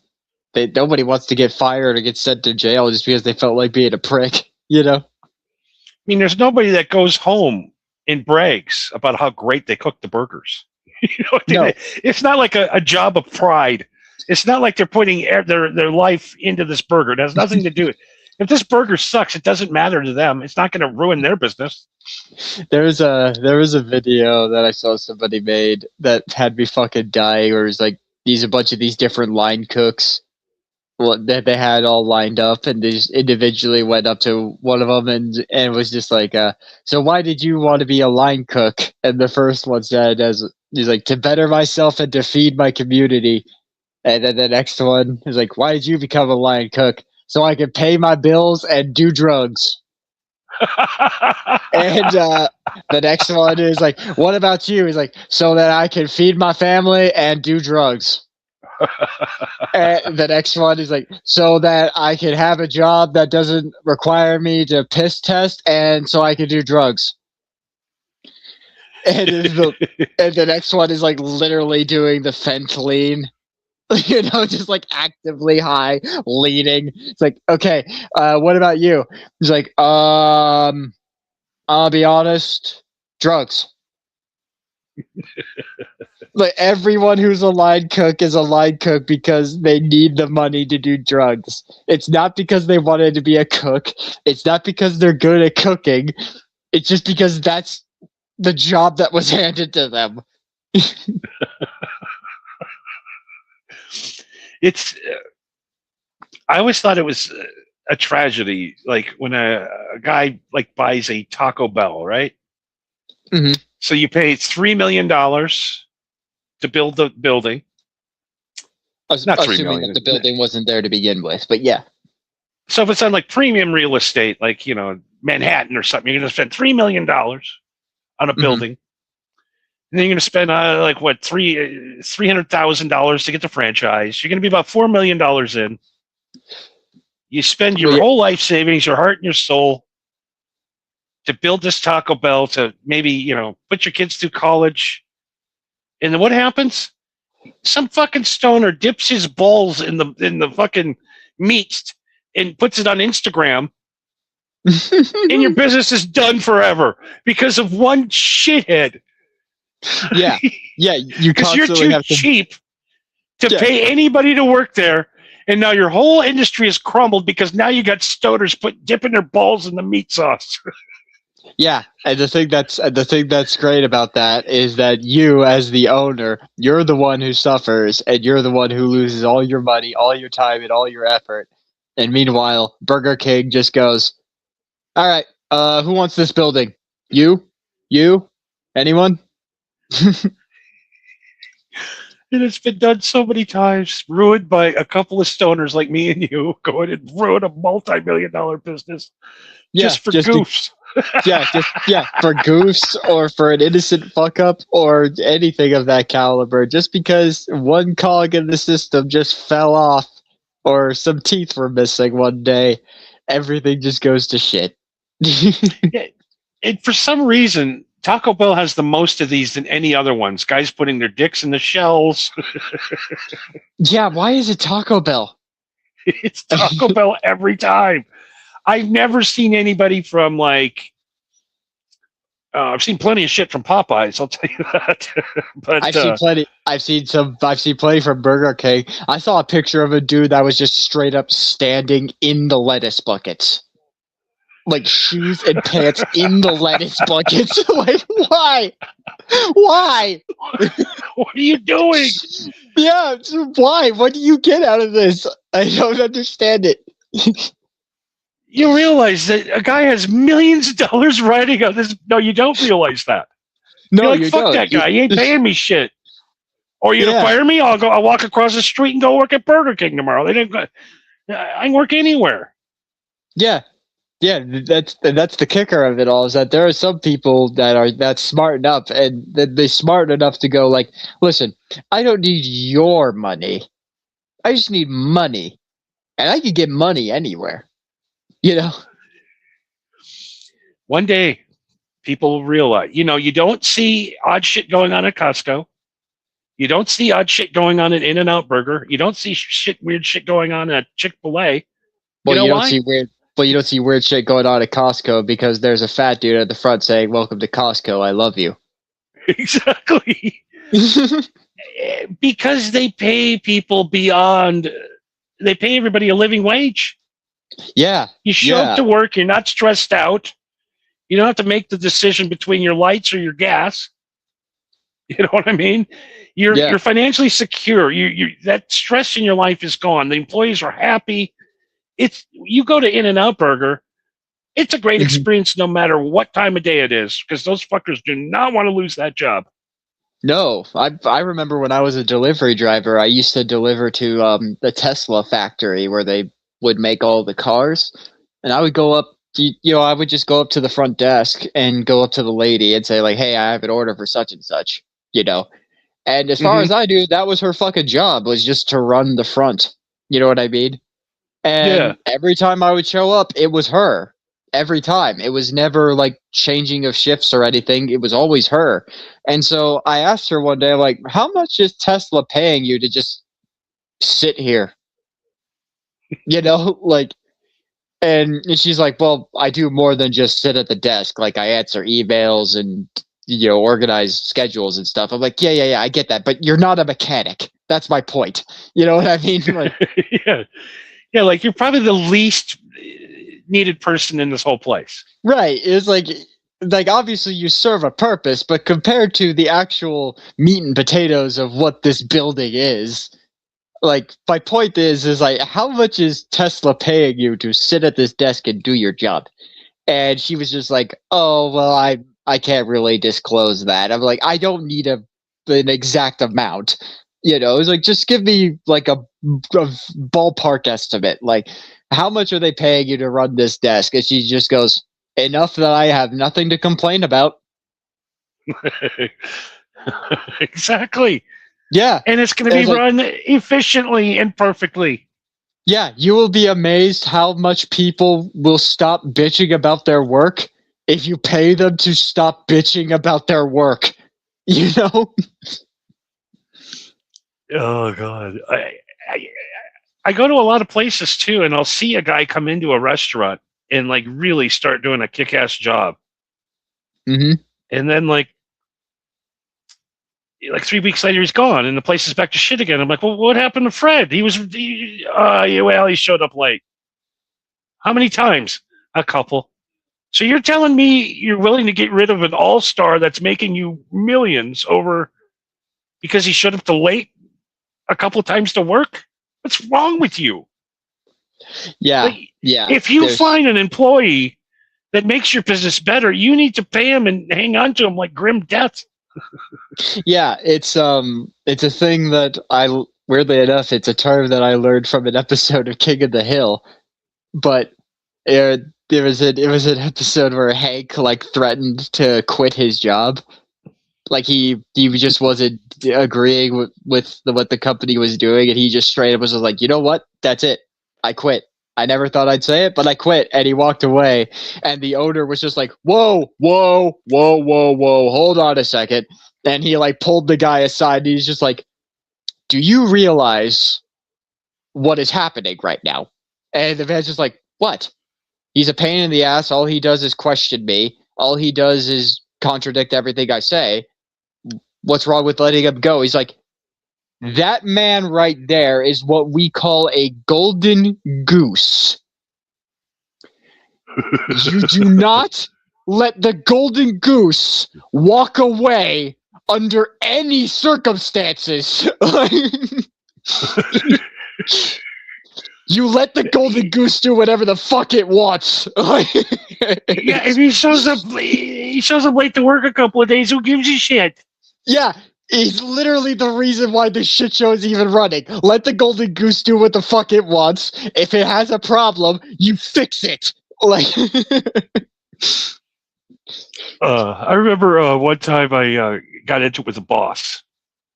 Showed up late for work, and he wrote me up that morning. Mm-hmm. I'm like, okay, all right, cool, whatever. Went and worked my shift. It's 5 o'clock. Time to go. All right, going to clock out. Oh, you can't go now. No, well, I'm scheduled till 5. No, you got to stay later because we need more help. Sorry, scheduled till 5. We're working it by the book here, right? Because he made me stay for an extra hour. Then after we got done, I brought in a notebook and a pen and paper, and I go, I'm writing you up, motherfucker. See how this works? So I got to get punished because I'm fucking with your time, but you can fuck with my time all you want. This is how this works. Go fuck yourself. I quit. Yeah. And unfortunately, that's not just that job, and it's not just that guy. That is literally corporate policy for pretty much every multi-billion-dollar company. Yeah, anybody that takes their work home that works for a corporation is an idiot. Anybody that's given extra effort is an idiot. Yeah, anybody who's been in the business long enough knows that anybody who puts out any effort or any sort of hard work, the only reward you get is more hard work. Exactly. And taken for granted. Yeah. And at the end of the year, they're giving out raises. They're giving everybody did do any work raises, and they give you nothing because you're a prick to work around because you have to do 10 times the work. Exactly. Life lessons suck, man. You learn them way too late. Way too late. Yeah. It turns out that everything they told you about working hard to achieve your dreams is it entirely a lie? No. But is it a lot tougher than they pitched it? Oh yeah. Yeah, I mean, if you want to work hard like that and give it everything you got, make sure you own your own company. Yeah, exactly. I mean, why are you making? I knew guys too. I had a buddy that worked at the Guitar Center in Chicago, and he made $5 million for the company. Couldn't keep his electricity on. They were paying him minimum wage. He literally made him put $4 million in. Is like, can you help me with anything? They're like, we told you agreed to this pay. Well, I quit. I remember I got fired from a job one time because they forced me to pull a double shift one time. And so oh no. Yeah, like a back-to-back shift. So I close that night. I go back home and I try my best to sleep as best I can, and I don't fall asleep, but I get I get maybe 2 or 3 hours of sleep. And I vaguely remember looking at my phone as my alarm went off, and I mentally went, fuck it. And I shut it off and I went back to sleep. I woke up and it was noon. And the shop wasn't open because I had to open it. It should have been open for 6 hours.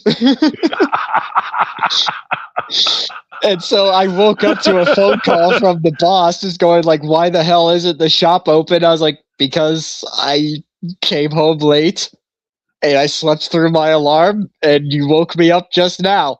And he's like, well, you're fired. I was like, yeah, no shit. And I hung up the phone.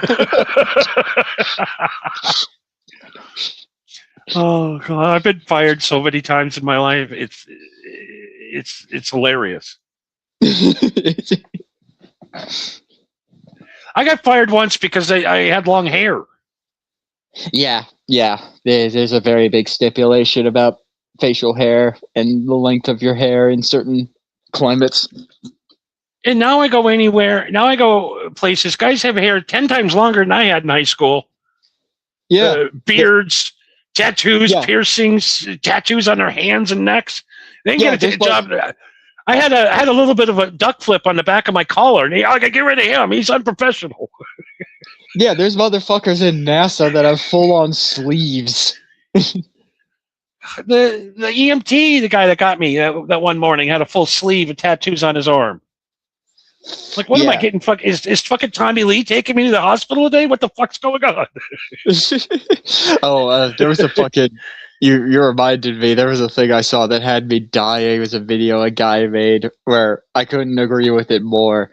Was like, there is no fucking way in hell I would ever voluntarily be an EMT. I could never be a fucking EMT. Can you imagine you just show up on your first day of work and it's like, hey, we got a call, get in the truck and go to this place. You go to the place and they say, oh my God, thank God you're here. This man is in serious pain and he needs your help. And you go, okay, what's the problem? And he says, he's got 4 screwdrivers inside of him. What do you mean he has 4 screwdrivers inside of him? Where are they inside of him? In his ass. Oh, Jesus. What do you mean there is 4 screwdrivers in his... You know what? Fuck him. Leave him. I'm not putting him in the truck. Fuck him. He deserves it. You know, like, it's just like, there's no way I could be an EMT because he's just like, there's no fucking way I'm letting this dude live. He's obviously stupid. Like... I remember when David Lee Roth decided that he actually became a New York City EMT for 2 years. How did that go?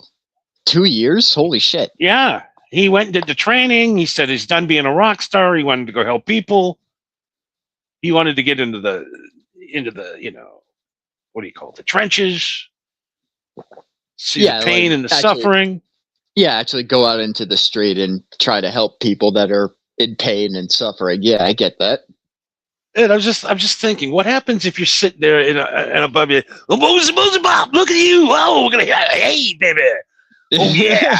We're gonna put on what we're gonna do is we're gonna put on an air cast, yeah, baby. Back in 1985, woo, jump, baby! Looked like you jumped and didn't land very well. You're like, fuck. So the last thing I need is David Lee Roth taking me to the hospital. That would be the even biggest mind fuck, is that you're ODing on, you know, you're drunk as fuck and you're ODing on something and the EMTs show up, they stab the adrenaline in your chest and you wake up and you're like, David Lee Roth. Boozy Bop. Yeah, am I in hell? What just happened? Like, straight to hell. David Lee Roth welcomes you. Yeah, David Lee Roth is here. Am I in hell? What happened? Holy fuck! Am I running with the devil? Yeah.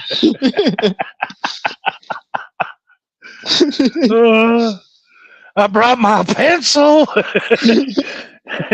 Now give me a broken leg to write on. I got my pencil and I'm going to need you to fill out this insurance information.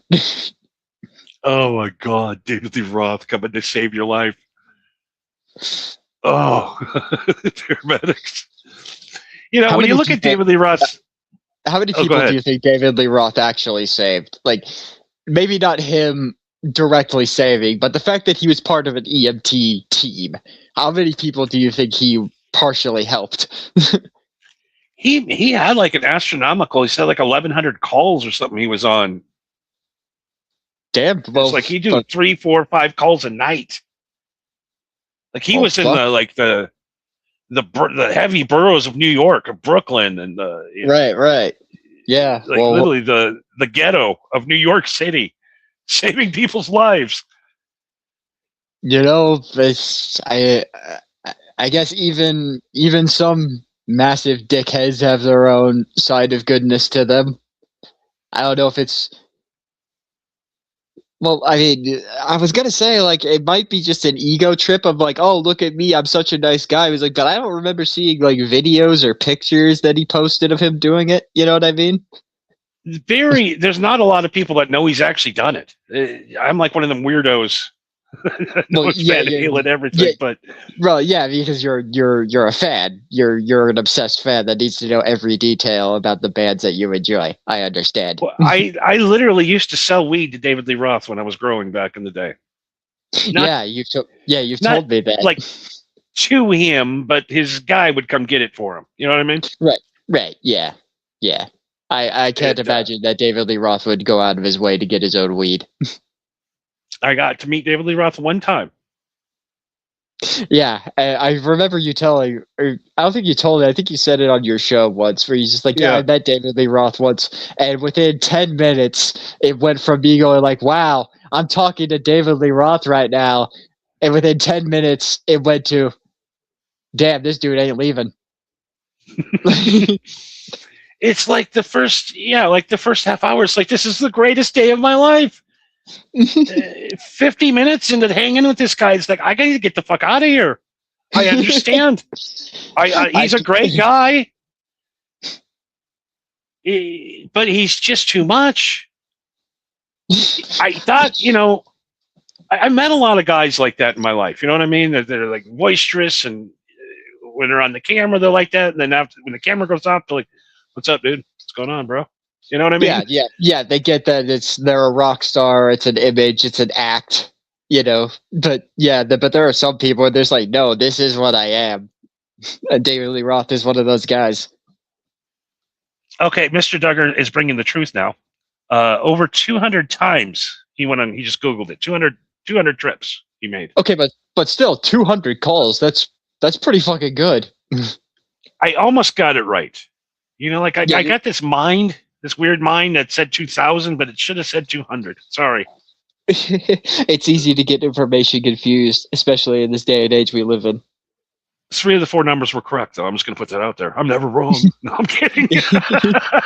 You were just off by 1 digit. It's fine. I'm kidding. I hate guys like that. I'm wrong, but I'm going to explain why I'm wrong. Listen, I'm wrong, but by explaining why I'm wrong, it revolves back around to me being right. Oh, God. David never got married. Has 2 children. Mm-hmm. Once he bought insurance on his penis. So if he was sued for palimony or whatever, when you knock a chick up and for child support, right? That the insurance would cover it. He would never have to pay child support. He had insurance. He had an insurance plan purely for child support. Yep. Palimony. Palimony insurance policy. So like he has 2 kids, but he's never really knew them. Never paid for them. So he pretty much, biologically he is their father, but he literally did nothing to raise them. Yeah, exactly. I mean, if you have the money, then why not? He's I don't know. He's my hero in a way, and then in another way, I don't know. But so, which is why you never meet your heroes. He does the rock star thing, then he's a paramedic, and then Van Halen gets it back together, and they announce they're going to go play in Japan in a year. So he's like, you know what I'm going to do? I'm going to go live in a dojo and train karate every day for a year. Not talk to anybody. Just go live in a dojo, like in one of the cheapest, darkest Japan dojos. It just sat and studied karate every day nonstop. From the time he woke up till the time he went to sleep. Yeah, anytime the only time I've ever met somebody who says that they take karate or they took karate, it's always like a teenager or younger. Or somebody who says like, oh yeah, when I was a kid, I took karate. Anytime I've ever met somebody who's like a grown-ass adult and says like, oh yeah, I'm a black belt in karate, I'm just like, okay.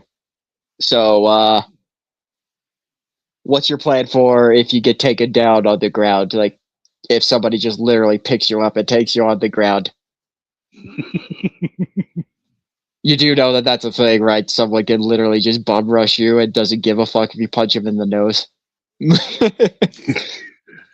That is my last hope before getting my ass kicked.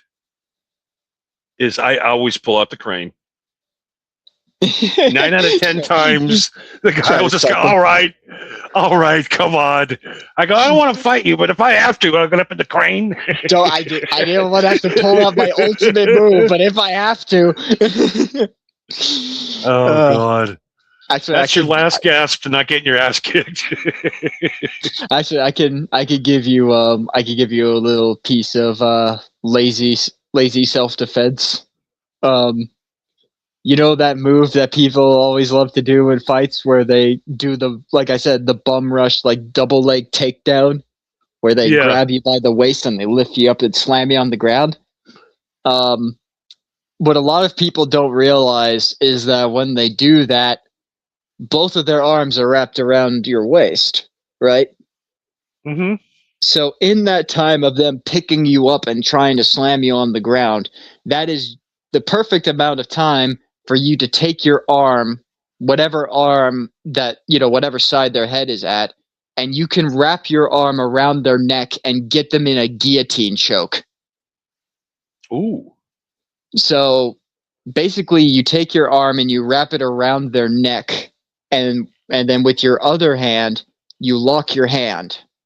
And with your legs, you wrap your legs around their waist, and with this lock of you flexing your arm around their neck, you do this motion where you are choking them and you're trying to rip their head off at the same time. And they eventually tap out or pass out, and you win. It's amazing. The amount of it's literally that fucking easy. Yeah, every time I see an older guy says any karate, I just remember that Seinfeld episode where Kramer was beating the kids up. Yeah, and that's the other thing I think of. The grown-ass adult who takes karate is like, so you just beat up a bunch of kids? Do you take one and just swing him around like an improvised weapon? It amazes me, people with stupid hobbies. Karate, pickleball. I don't know. I don't like any of it because I'm too competitive. If I lose, I cry. If I go bowling, I have to beat everybody, or else it's the worst night ever. Well, that's why you don't play for sport. You play for fun. Yeah, there's. I grew up in the Midwest with a hunger for winning. Right. Yes, because we don't lose to nobody. We're cushions. Yeah, exactly. That we both grew up around that time where you're supposed to have this drive to win, and if you don't, then it's supposed to be like a crushing defeat. But that's realistically how sports works, is that you have a 50-50 chance realistically of winning. Someone has to win, which means someone has to lose. Yeah, I've been trying to find this thing. You know what I mean? That like really into. I just can't find it. Well, what do you mean by thing? Are you talking about like a hobby, a movie? What do you mean? Well, there's the softball guys. Okay, yeah. In my age group, I can't do that. I always think it's funny when you see like male softball teams go up against female softball teams, because it's just male. It's just the guys just literally nailing home runs over and over again, and the girls are sitting there going like, "Huh, I've never seen them do that before." Yeah, I mean, women are like, we're just as even as you in sports and anything. I'm like, well, then why do we have men and women's chess? Why is that? Why separated by sexes? I know. We're just the same. That is the one thing I do love to bring up, is like, if there really is no difference, then why is there, like, chess is pure strategy. There is no physicality. It's all mental. Why is there a separation there? Mr. Duggar says the key to survival is I was always scared to lose a fight, so I always turn crazy. Yes, that's the Get other a dog. thing. Yeah, that's the other thing, is that if you can make them think you're crazy, then you win, because crazy wins every time. Even if you don't realize it, crazy wins every time. There has been a lot of times where I've I just accidentally crossed paths with some fucking tweaker who just had a really bad day or is tripping balls or something. I'm just looking at him and I'm just going like, this guy's nothing but skin and bones. Could I take him out in a fight? On paper, yeah, sure I could. I don't know if that dude has a fucking syringe on him somewhere. I don't know if he's gonna pull some Spider-Man shit where he's just gonna crawl up my leg and snap my neck. It's like, I don't know what this dude's gonna do, because he's jittering and jolting and screaming. Like, I don't know what he's fucking. I don't know if he even sees me right now. A. Smith wants me to get a dog. Guard dog. Yeah, guard dog's always good. Except Johnny doesn't like dogs. No, I don't. The dogs, they scare the angels out of your home. All dogs go to heaven, Johnny. Haven't you heard? No, I've heard about the Hunts from Hell, though. Yeah, certainly. No, I'm not a big pet guy. Don't put me in charge of anything's life because it will die. Yeah, I'm surprised that you managed to keep plants, your marijuana plants alive. Although that's only because you got high on your own supply and it was your main source of income. Yeah, I mean, if it's something I love, I'm totally into it. But dog, I can't. I'd have that Dave Chappelle dog that shits everywhere. Yeah. I remember I hung out with my buddy Brian one weekend, and he had these two adorable little dogs, little boxers, and nicest dogs in the world. Never done anything, and those little fuckers hated me so much they pissed in my suitcase, and they both bit me. And they're like, "Oh my God, we've never seen those dogs get angry before." I'm like, "Because I'm pure evil. Dogs hate me. I'm an evil man." To this day, he goes, they've never done anything to anybody but you ever in the history of the dogs' lives. They just hated you. Yeah, I have heard people say that dogs can sense evil and they can smell it on people, but then I can't help but point out, you know who was really big into animals, had a lot of pets, and popularized German breeds of dogs? Take a guess. And you know where there's a lot of pictures of this individual playing and frolicking with these German shepherds? You really think that those dogs thought he was evil? No. He loved his dog almost as much as Ava Braun. Yeah.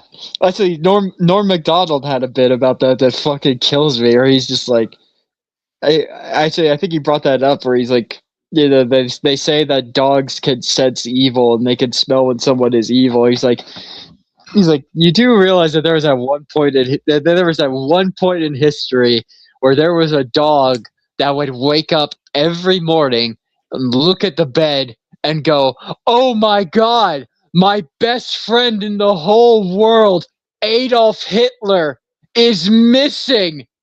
Where is he?" And he's going around, sniffing around, looking for him, just going like, "Oh no, what is wrong?" This canine companion is like, "I need to find my best friend, Adolf Hitler."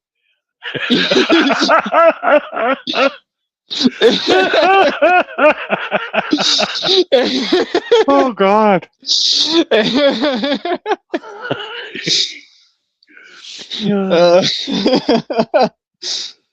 So there's that. I could be a dog guy. That would take up a lot of time. I could have a friend. Or you got to train somebody or you got to pay somebody to train the dog for you, because I can't imagine you'd have the time to train him. The best dog buying scene of all was in that show Louie back in the day on FX.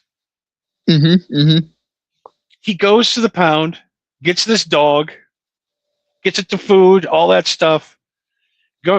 Picks up his daughters from school, come home, bring him home to show him the new dog, and the dog is laying on the floor dead. The dog was so fucking old that he was about ready to die. They walk in to show his daughters the new dog, and he's laying there dead. Yeah, that's the other thing that sucks is you do go into animal shelters and you find that a lot of them are just old dogs that people didn't want to take care of or they didn't want to see die, which that's fucked up, man. You can't just let them die in their own home. Okay, so that's off the list. So what else do we got now? Because I got to get in the old guy mode. I got to do old guy shit now because I'm almost 40. Yeah. Woodworking. You could be the woodworking guy, I guess, right? Yeah, woodworking, that's one. I've seen a lot of old men get into gardening at some point in their lives. I don't know why, but that Gardening? seems to happen. Yeah, I don't ever want to. Let's see. Chinese always using pet rocks for a pet.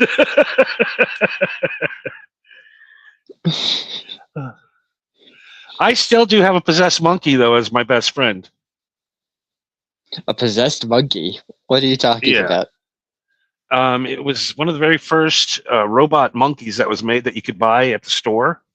Oh, yeah, yeah, like the first like animatronic toys, yeah. Okay, swear to God, never changed the batteries. Still works. He's I can't possessed. He imagine. breathes. I can't imagine that the audio of it talking still sounds good. It sounds exactly the same. He's possessed. I'm I just gotta- waiting. I'm just waiting for you today for you to show off. Like, hey, look at this cool old toy that I've had ever since I was a kid. And you hit the button, and it just goes. I told you it's possessed. It's possessed. I'll have to bring him on the show one day. I got him in the other room. He freaks me out. You can hear him breathing all the time. It breathes. It breathes. Yeah, like you can hear him breathing when he's sleeping and snoring. And then he'll wake up and just start moving his arms and legs and start freaking out for no reason. How did you not shoot that thing? I don't know. He's my buddy. I don't know. It keeps me company. He's creepy and could be, subhuman, but he's so cute. So you got woodworking guy, and then you got car guy. I like that. I don't like doing that. I get very frustrated. No one who likes cars enjoys working on cars. The bolts never move. They have a machine for that. I almost went insane when I fixed that Scooby-Doo van up. It almost put me over the edge. Yeah, because you were trying to fix a minivan that was 50 years old. So yeah, it's that, and then what? I guess golf. You'd be a golf guy. Golf. A. Smith brings up a good one. Puzzles. Yeah, puzzles and crosswords. Puzzles. Okay, I got to get a rocking chair and a shawl. Yep. Yeah, rocking chair. Pencil Yeah, sharpener close by. Yeah. You could probably get a rocking chair from an Amish dude for pretty cheap, right? Yep. I've been putting a lot of thought into this. We're going a little long. I'll get out of this here in about 2 minutes, but Well, it's important that we get through this now because, like you said, you're almost 40, and I'm going to be 40 at some point in the future. So we got approaching midlife crisis. Yeah, we're approaching midlife crisis, so we got to iron this out now. We got to have a plan. Because I guess getting drunk and chasing pussy is frowned upon when you're middle aged. And it's just sad. Unless you have money. It's not cool. It's not cool. It's not funny. It's sad. I don't want to be sad. I want to be a guy with a cool hobby. I'm trying to think. What's a good old man hobby? Trains. Once again, we come back to the train. Trades. Yeah. You could be a model trades. You just have a basement dedicated to a giant model trade. One that I've seen old people do all the time is granted, I have seen a lot of people do this where it's like, oh yeah, bird watching. They like watching birds and squirrels and stuff. But I've seen some old people at parks that are just like, oh yeah, I'm bird watching, and I like look over at where they're looking at the binoculars. I'm like, there's no fucking bird over there. No, it's just two weird guys sucking each other off. Yeah, that's what I mean. It's just like there's some. when you fuck a stranger in the ass. You become a bird watcher. Become a bird watcher. Yeah, I could do that. Okay, and then train guy. And I'll never do. That's just psycho. Yeah, Watching a that's fucking train going around in a circle. yeah. Oh, you know what? You could collect Hot Wheels. You could turn your entire house into like a giant Hot Wheels track. I tell you what, every time I watch, what the hell is the name of that 3D bot maker? Mhm. I really want to do it. Yeah, man. Hot Wheels is fucking awesome. I played with Hot Wheels all the Those time when I was a guys, kid. those guys are so fucking good at what they do. They build a little town. They build the coolest tracks that look real, Yeah, and they have the best guys like do the commentary over it, like a real race team. You know? they angle it, and they angle it so it looks like it was shot from a helicopter. Like you forget that it's fake a lot of time until like certain angles where you see like the car flip over or it slams into a building and the building doesn't get fucking decimated. It's like, oh wait, these are Hot Wheels. These are fucking Hot Wheels cars. Yeah, That is a big thing right now for old guys collecting Hot Wheels cars. yeah. I mean, my dad's collected Hot Wheels ever since he was a kid. You know. Yeah, I don't know. You know, it just seems like a lot of work snapping traps together, tracks and all that. And Yeah, but you got to get the like the cool like speed boost pads, you know, like the rubber wheels where you put your car and it just like shoots it at Mach fuck, you know. uh, maybe you can boink old dames. Maybe become I could become a gigolo. That is an option, I suppose. Yeah, I mean, $1 a dance. so your options are woodworking, gardening, car guy, or flying to Amsterdam and being a gigolo. I have to think about that. It's just, you know, I just, I don't know. Nothing like that turns me on. Well, What point of your life do you go, you know what? Fuck pussy. I'm going to build an old time train set. Usually I think it's when you've been married for roughly 20 years and you've both decided like, well, this is our lives now. Doesn't matter what we do. I had a neighbor in Vegas. This last story, and we'll get out of this. I'm sorry. We got potential material to get to. This guy, him and his wife lived together. They were married for, I think, 40 years. Okay.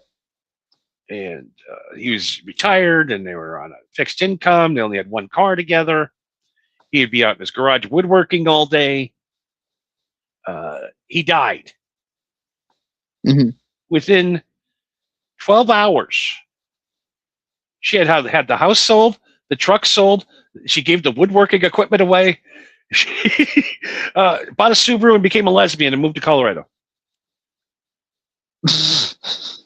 So she's literally just waited for that fucker to drop dead so she could literally live the life she wanted. How sad is that? Yeah. Yeah, but I mean, but on the other hand, what the fuck else was she gonna do with all that shit? She wasn't gonna make any woodworking shit.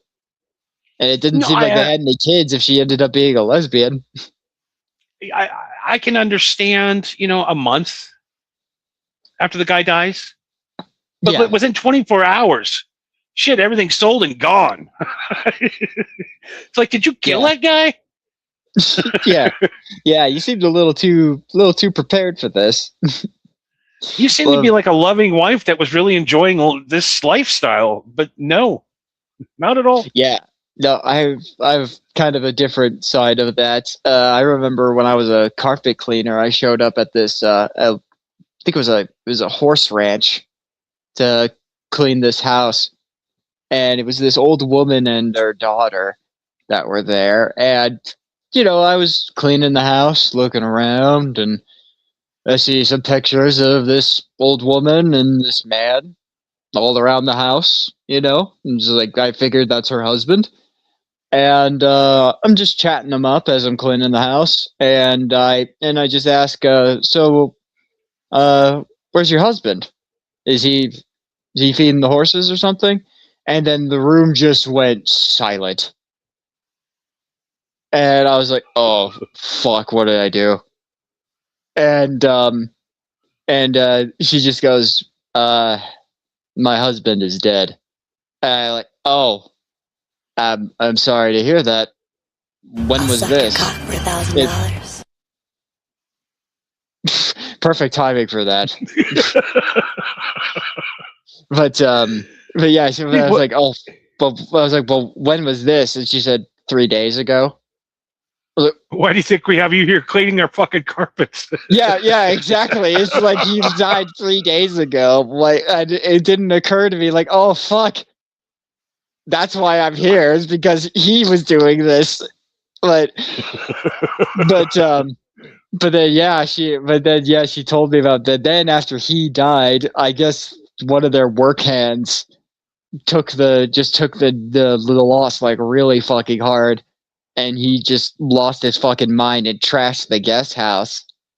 And so I looked in the guest house and I was just like, well, this place is definitely trashed, but I have also definitely cleaned worse. This is not bad.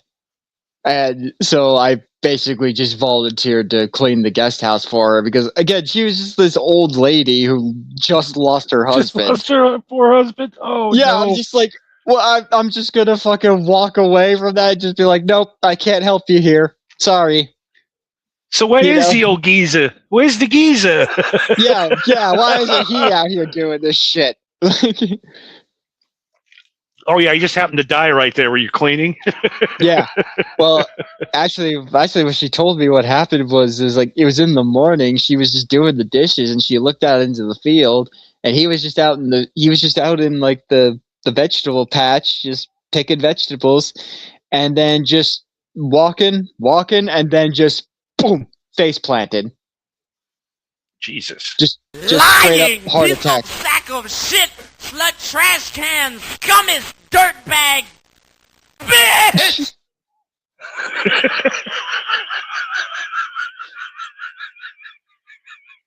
You gotta label these things, dude. They make no fucking sense.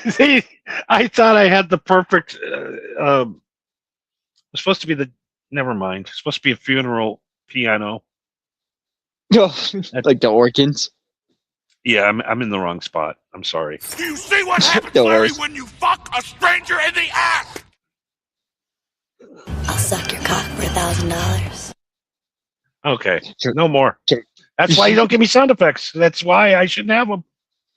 Yeah, because you keep pushing buttons, but you don't learn how to actually use them.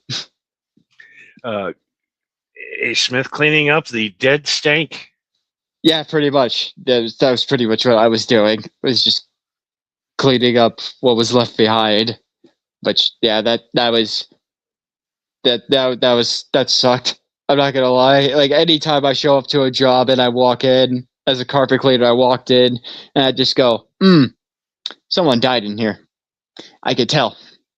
You know, it's just like you can just feel it, you know? I've never met a person that owned horses that wasn't a fucking complete douchebag. Well, I mean they were farmers. They also like bred and sold horses too, but you know, they weren't Yeah, I'm just talking horse about ranchers. the people with stables on their grounds. If you have grounds, you're a douche. Yeah, Not because I'm yeah. jealous. It's just that, I'm not raising horses. Scratch that off the list.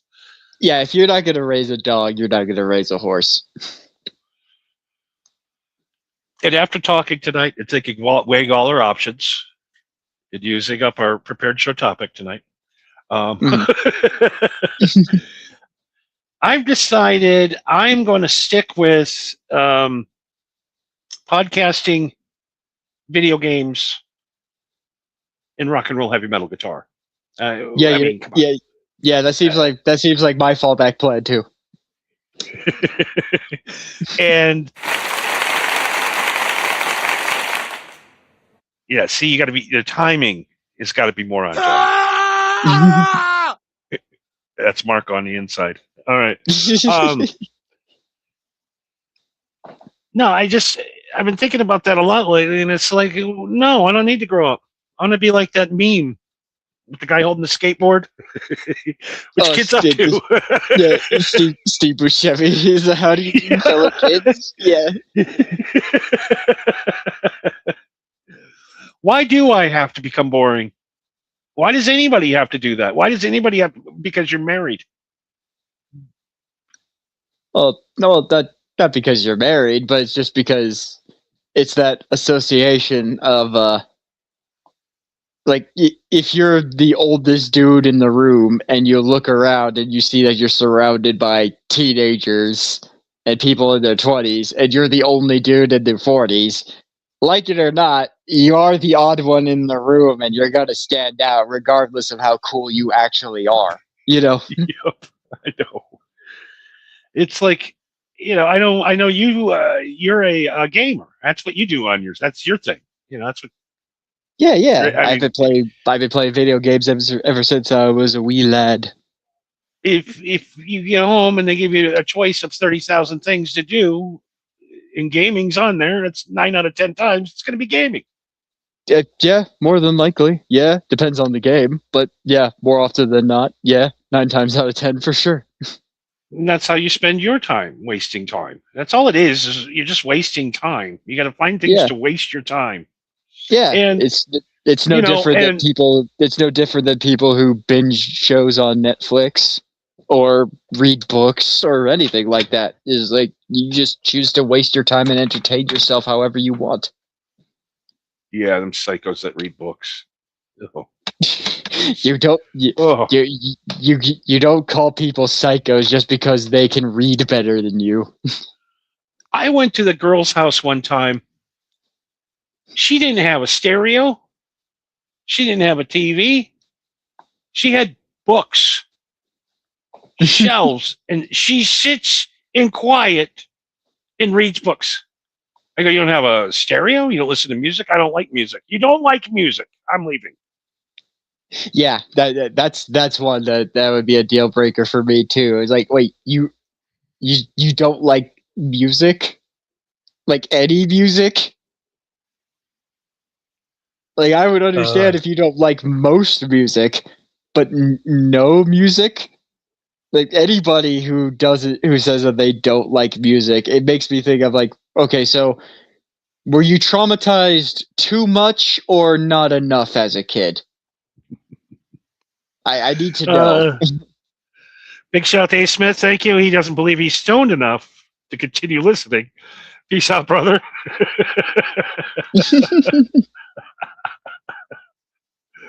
All right. Well, our listeners say we're too stoned. I guess we better get to the show.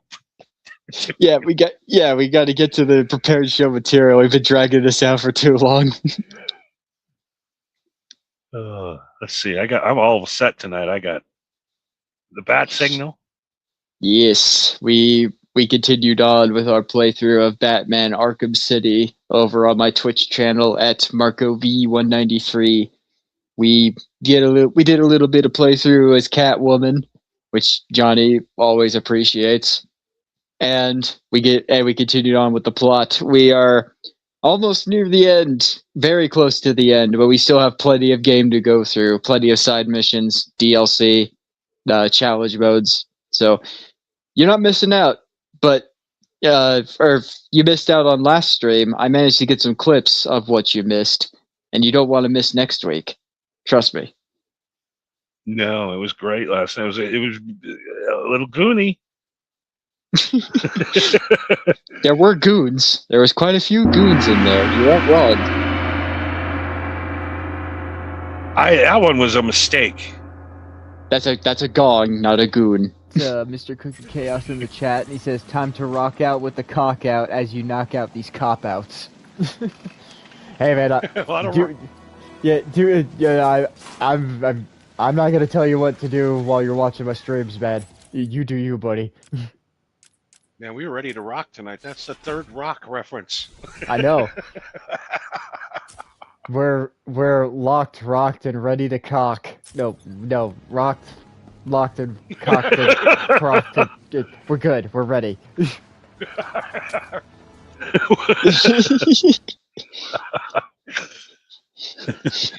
Yeah, I was totally mentally 100% there. I totally didn't fuck up that phrase. I knew what I said.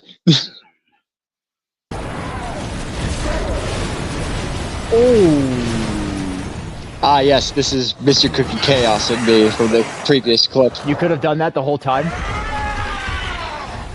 This is from Resident Evil 6. Simmons!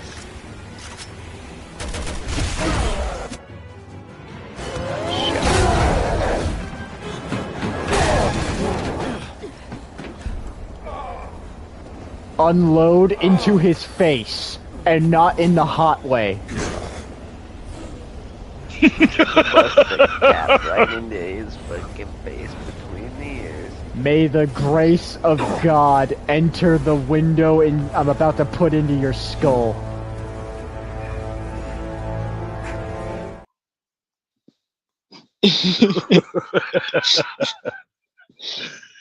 Intense. You have not won. Yeah. You have not won. Premature. Resident Clip Yeah, ejaculation. Yeah, Resident Evil is nothing but pure intensity. That's something that me and Mr. Cookie Chaos were talking about doing. Was there's only 2 Resident Evil games that are cooperative, but we were talking about possibly doing, what me and you have been doing, where I play and you've been writing shotgun and reacting. Me and Mr. Cookie Chaos want to go through the mainline Resident Evil series, but only 2 of them are co-op. So we were thinking that maybe me, you, and him can come together at some point, and he can explain what these games are about. I play the game, and you be the reaction monkey, like always. So it'd be like me hooking up with the mistress. Sure, you can phrase it like that. Yeah, sure. If that's how you want to apply the logic in your head, then sure. This Cookie Chaos guy. I think he's, he takes you away from me, and I don't like him. which is why I'm trying to bring you in and be a part of it so that we could be a team. I know, but it's tough to bring 2 chicks into the relationship. You know what I'm saying? I'm needy. What do you mean? I'm talking to one of you. I'm kidding. You have not won. No, You cannot win. I, Hugo Strange, am your successor. I have saved Gotham. Is that really what it looks like?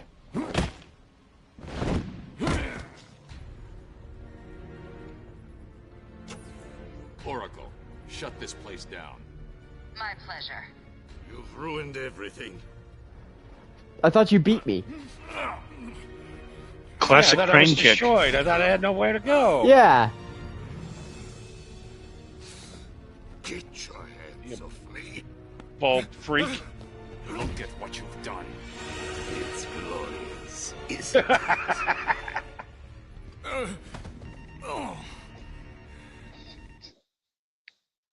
The thing that I love about playing video games with you is that you laugh at things because you see things that I don't. Like that sequence is supposed to be like super dramatic where Batman like slams his head against the window like, look at what you've done. But when you were laughing at it, I looked at it, I was like, wow, that does look kind of goofy. Oh, that guy on the big screen is something different. He looks like LeBron James. White LeBron James. Oh, God. I think we have one more, do we? Yeah, should be one more, I think.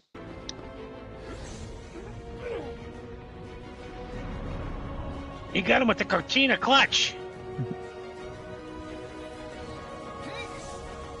Oh, there's the red rum. He's got the red rum in him. Oh, God. Perhaps you wish to die. Too much wrestling knowledge for the rest of us. That can be arranged. Motherfucker, what do you mean that can be arranged? You are alone with Batman right now. Do you have some sort of, like, disintegration ray or something that I'm not aware of?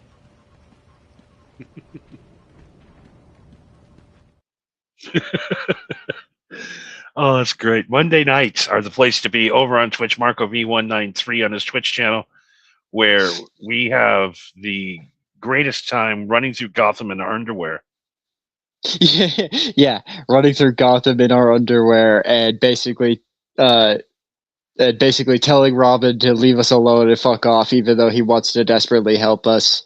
And You're his friend. You're basically his bro. So be a bro and beat his meat off every now and then. oh, see, this is why Robin isn't in the games. Robin sent Batman that text, and Batman's just like, hey, "You need to stay away from me. I can't trust you anymore." What the fuck is that? That, my friends, is what they used to do with ADHD people to make them focus back in the 1920s. They just So they just put a fucking iron. They just put a helmet on him with an oxygen tank. yeah, it's made out of wood, and it's like 30-something pounds, so you can't move your neck back and forth and see what's going around you, so you focus on one thing. Did it work? No, it drove. People said it lasted 15 minutes before they went completely insane. Yeah, it's almost like it's a sensory deprivation mask. Yep. Yeah, we're just trying new shit out. All right. I mean, Before hey, we go- look, either it works or it doesn't. We won't know unless we try. Before we go, I want to save us a meeting. Mhm. Rick wants us to take a look at the new T-shirt designs, and I don't know. I saw them. You let me know what you think. All right.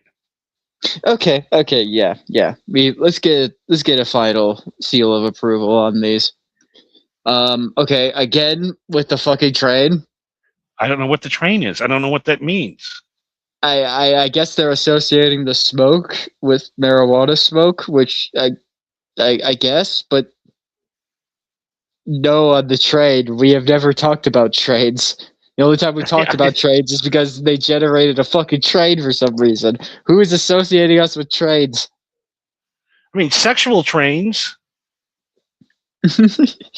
Oh, and also I love how on the banner there it says established podcast start year.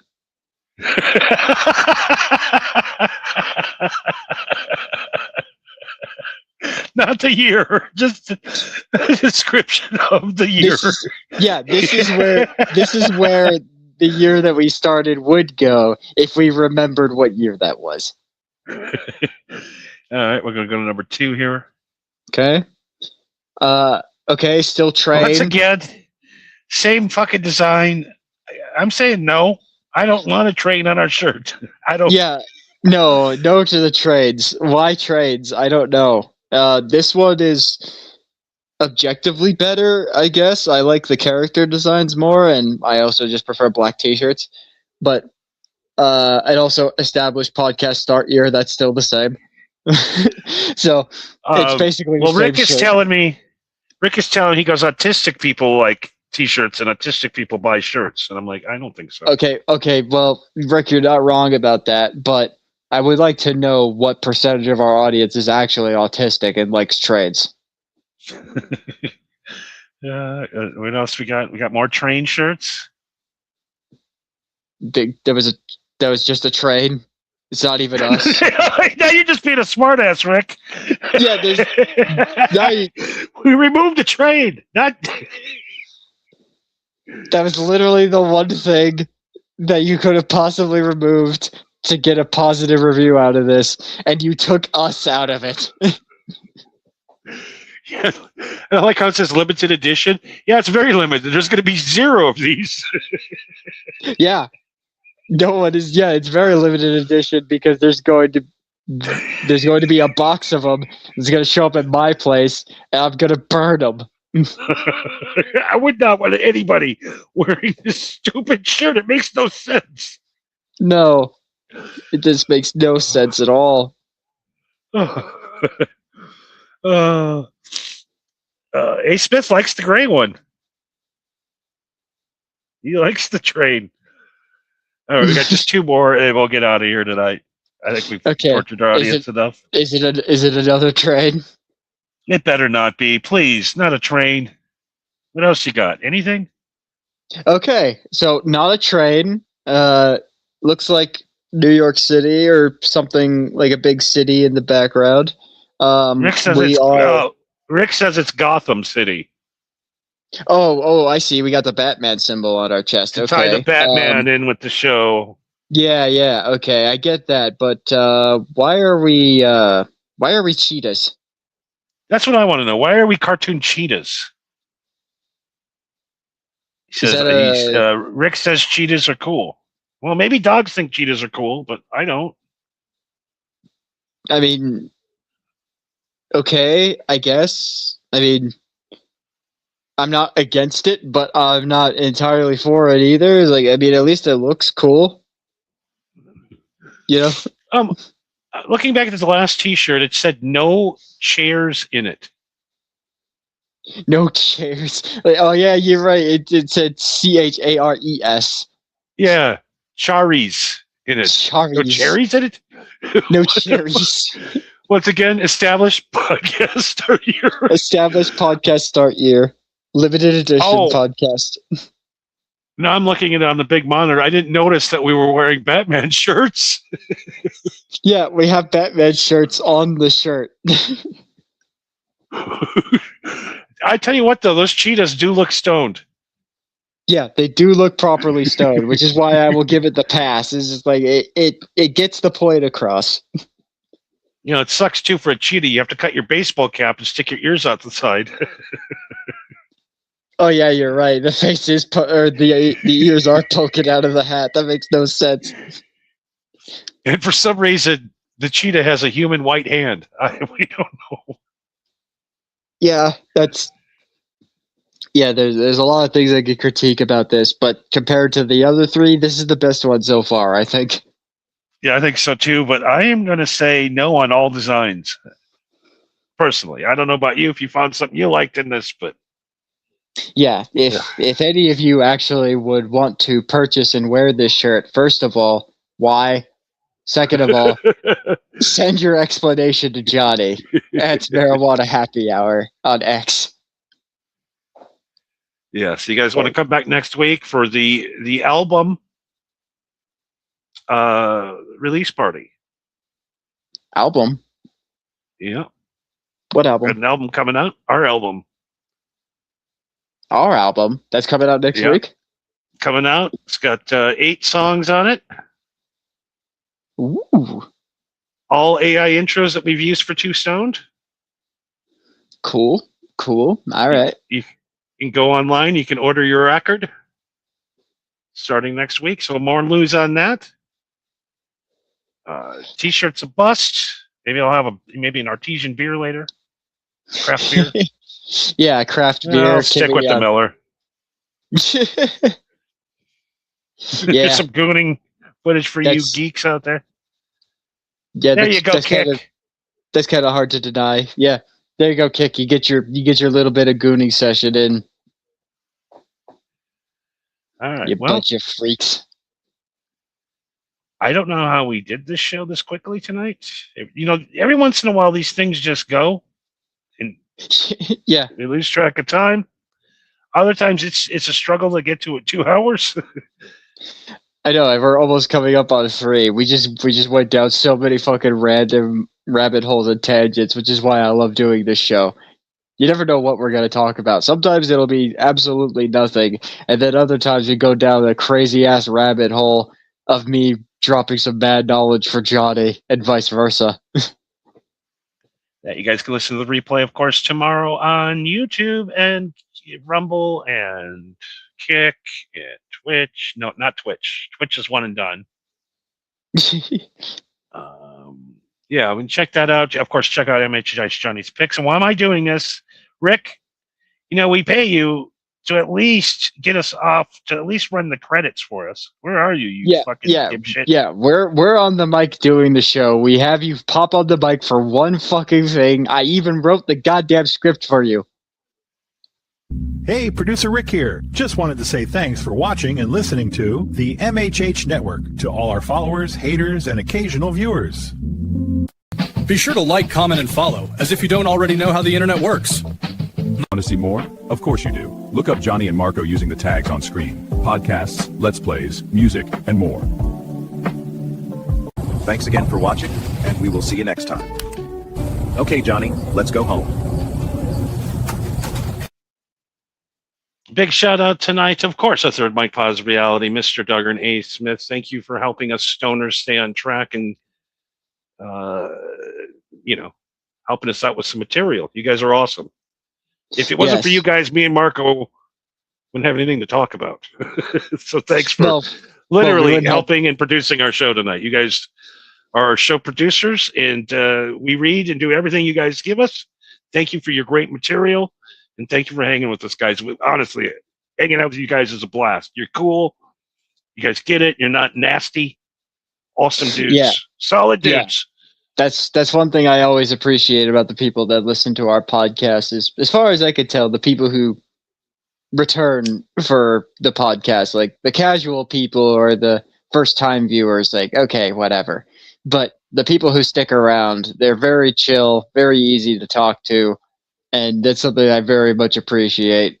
I'm not entirely sure what levels of crazy we're dealing with, but that's why we smoke weed, is because we're all a little bit crazy. Absolutely. We're all fine when we're high and together, though. We don't commit crimes. No. You know what? I just thought about that. Not one time have I ever sat and got high with people and we've ever come up with crimes.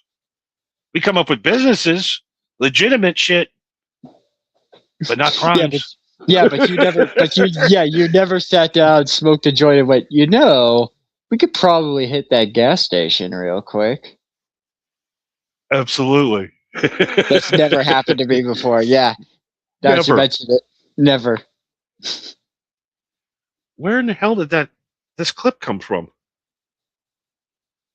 From Alien Head Pizza, apparently. They put together honestly, a softball team. We have a softball team now? I honestly have no idea where this picture came from. I've never created it. I've never seen it. Is this a tax front? It's kind of creeping me out. Where is this even on the board? I don't see it, dude. I don't know. Is Alien Head Pizza trying to go pro? Huh. That's weird. All right. Well, it looks like Alien Head Pizza is winning 3-1. So good on them. Apparently, I'm too high to run the board. We're too stoned to do the show. Rick gave the. What the hell? Don't leave us naked like that. There you go. Oh, them two dots drive me crazy. Yes, Johnny, we're both too stoned. It's time to go. It's time to go. Thank you, Marco, once again for putting up with my intense bullshit and weirdness. That's why I'm here, man. Larry, when you fuck a stranger in the ass. Well, it's a good thing we're not strangers then. I don't think that clip's good for anything ever. It's not a good clip. I mean, it's a funny quote. Neither is that one. I don't know what you could possibly use that one for. That one's bad. Lying, piece of sack of shit, slut trash can, scummy, dirtbag, bitch. I think that one got to keep. Yeah, keep that one. Yeah, I can see you getting some use out of that one. All right, man. Anything before we leave tonight? Of course, MHH Johnny's Picks on Spotify and YouTube.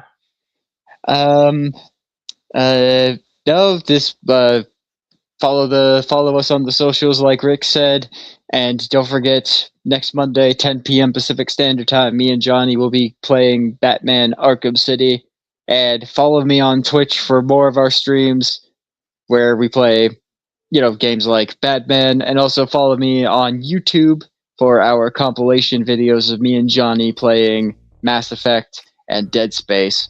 Just in case you missed out on those streams that we did last year, I saved all the good bits and stitched them all together for you, with some fun, wacky little editing on the side as well. So follow me at MarcoV193 or MarcoV with 2 E's 193 on YouTube, and follow Johnny on all of the socials at Marijuana Happy, at Marijuana Happy Hour at gmail.com, all that good shit. Thank you, everybody. Thank you, Johnny. Thank you, Rick. Thank you to Pause, A. Smith, and Mr. Duggar, and we will see you next week for more bullshit and shenanigans. And hopefully the news isn't too chaotic, because then we'll be stuck here for another 3 hours talking about nothing. Whoop whoop, chop chop. Don't save it, Marco and Johnny, no joke. We came to ride, we came to smoke. We gonna smoke and tell them and joke. Got everybody bent from the first 2 notes. Good vibes stick when we step in the spot. Couple gold chain glints and a whole lot of knots. She said, you too wild. I said, you know, we keep it smooth with the Man, we do trains, hip hop. We're smooth like that. See, this is why it's great to have AI make thumbnails. Like, people bitch about AI thumbnails. Like, no, I think AI thumbnails are hilarious. This is top 10 worst one ever. You really don't like the train. At some point you make it, you're like, this is so bad, I have to use it. Yeah,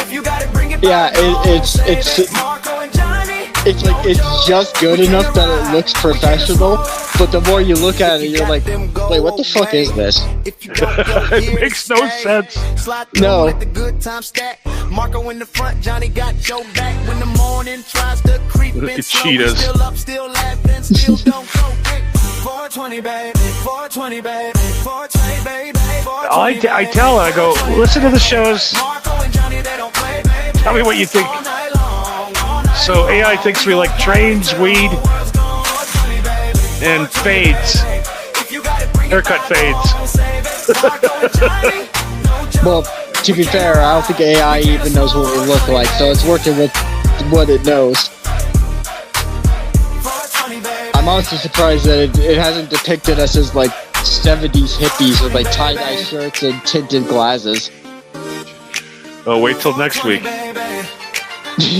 Don't give it a... Congratulations, you just gave the AI an idea. Wavy gravy. All right, brother, we'll see you next week. Yep. Peace out.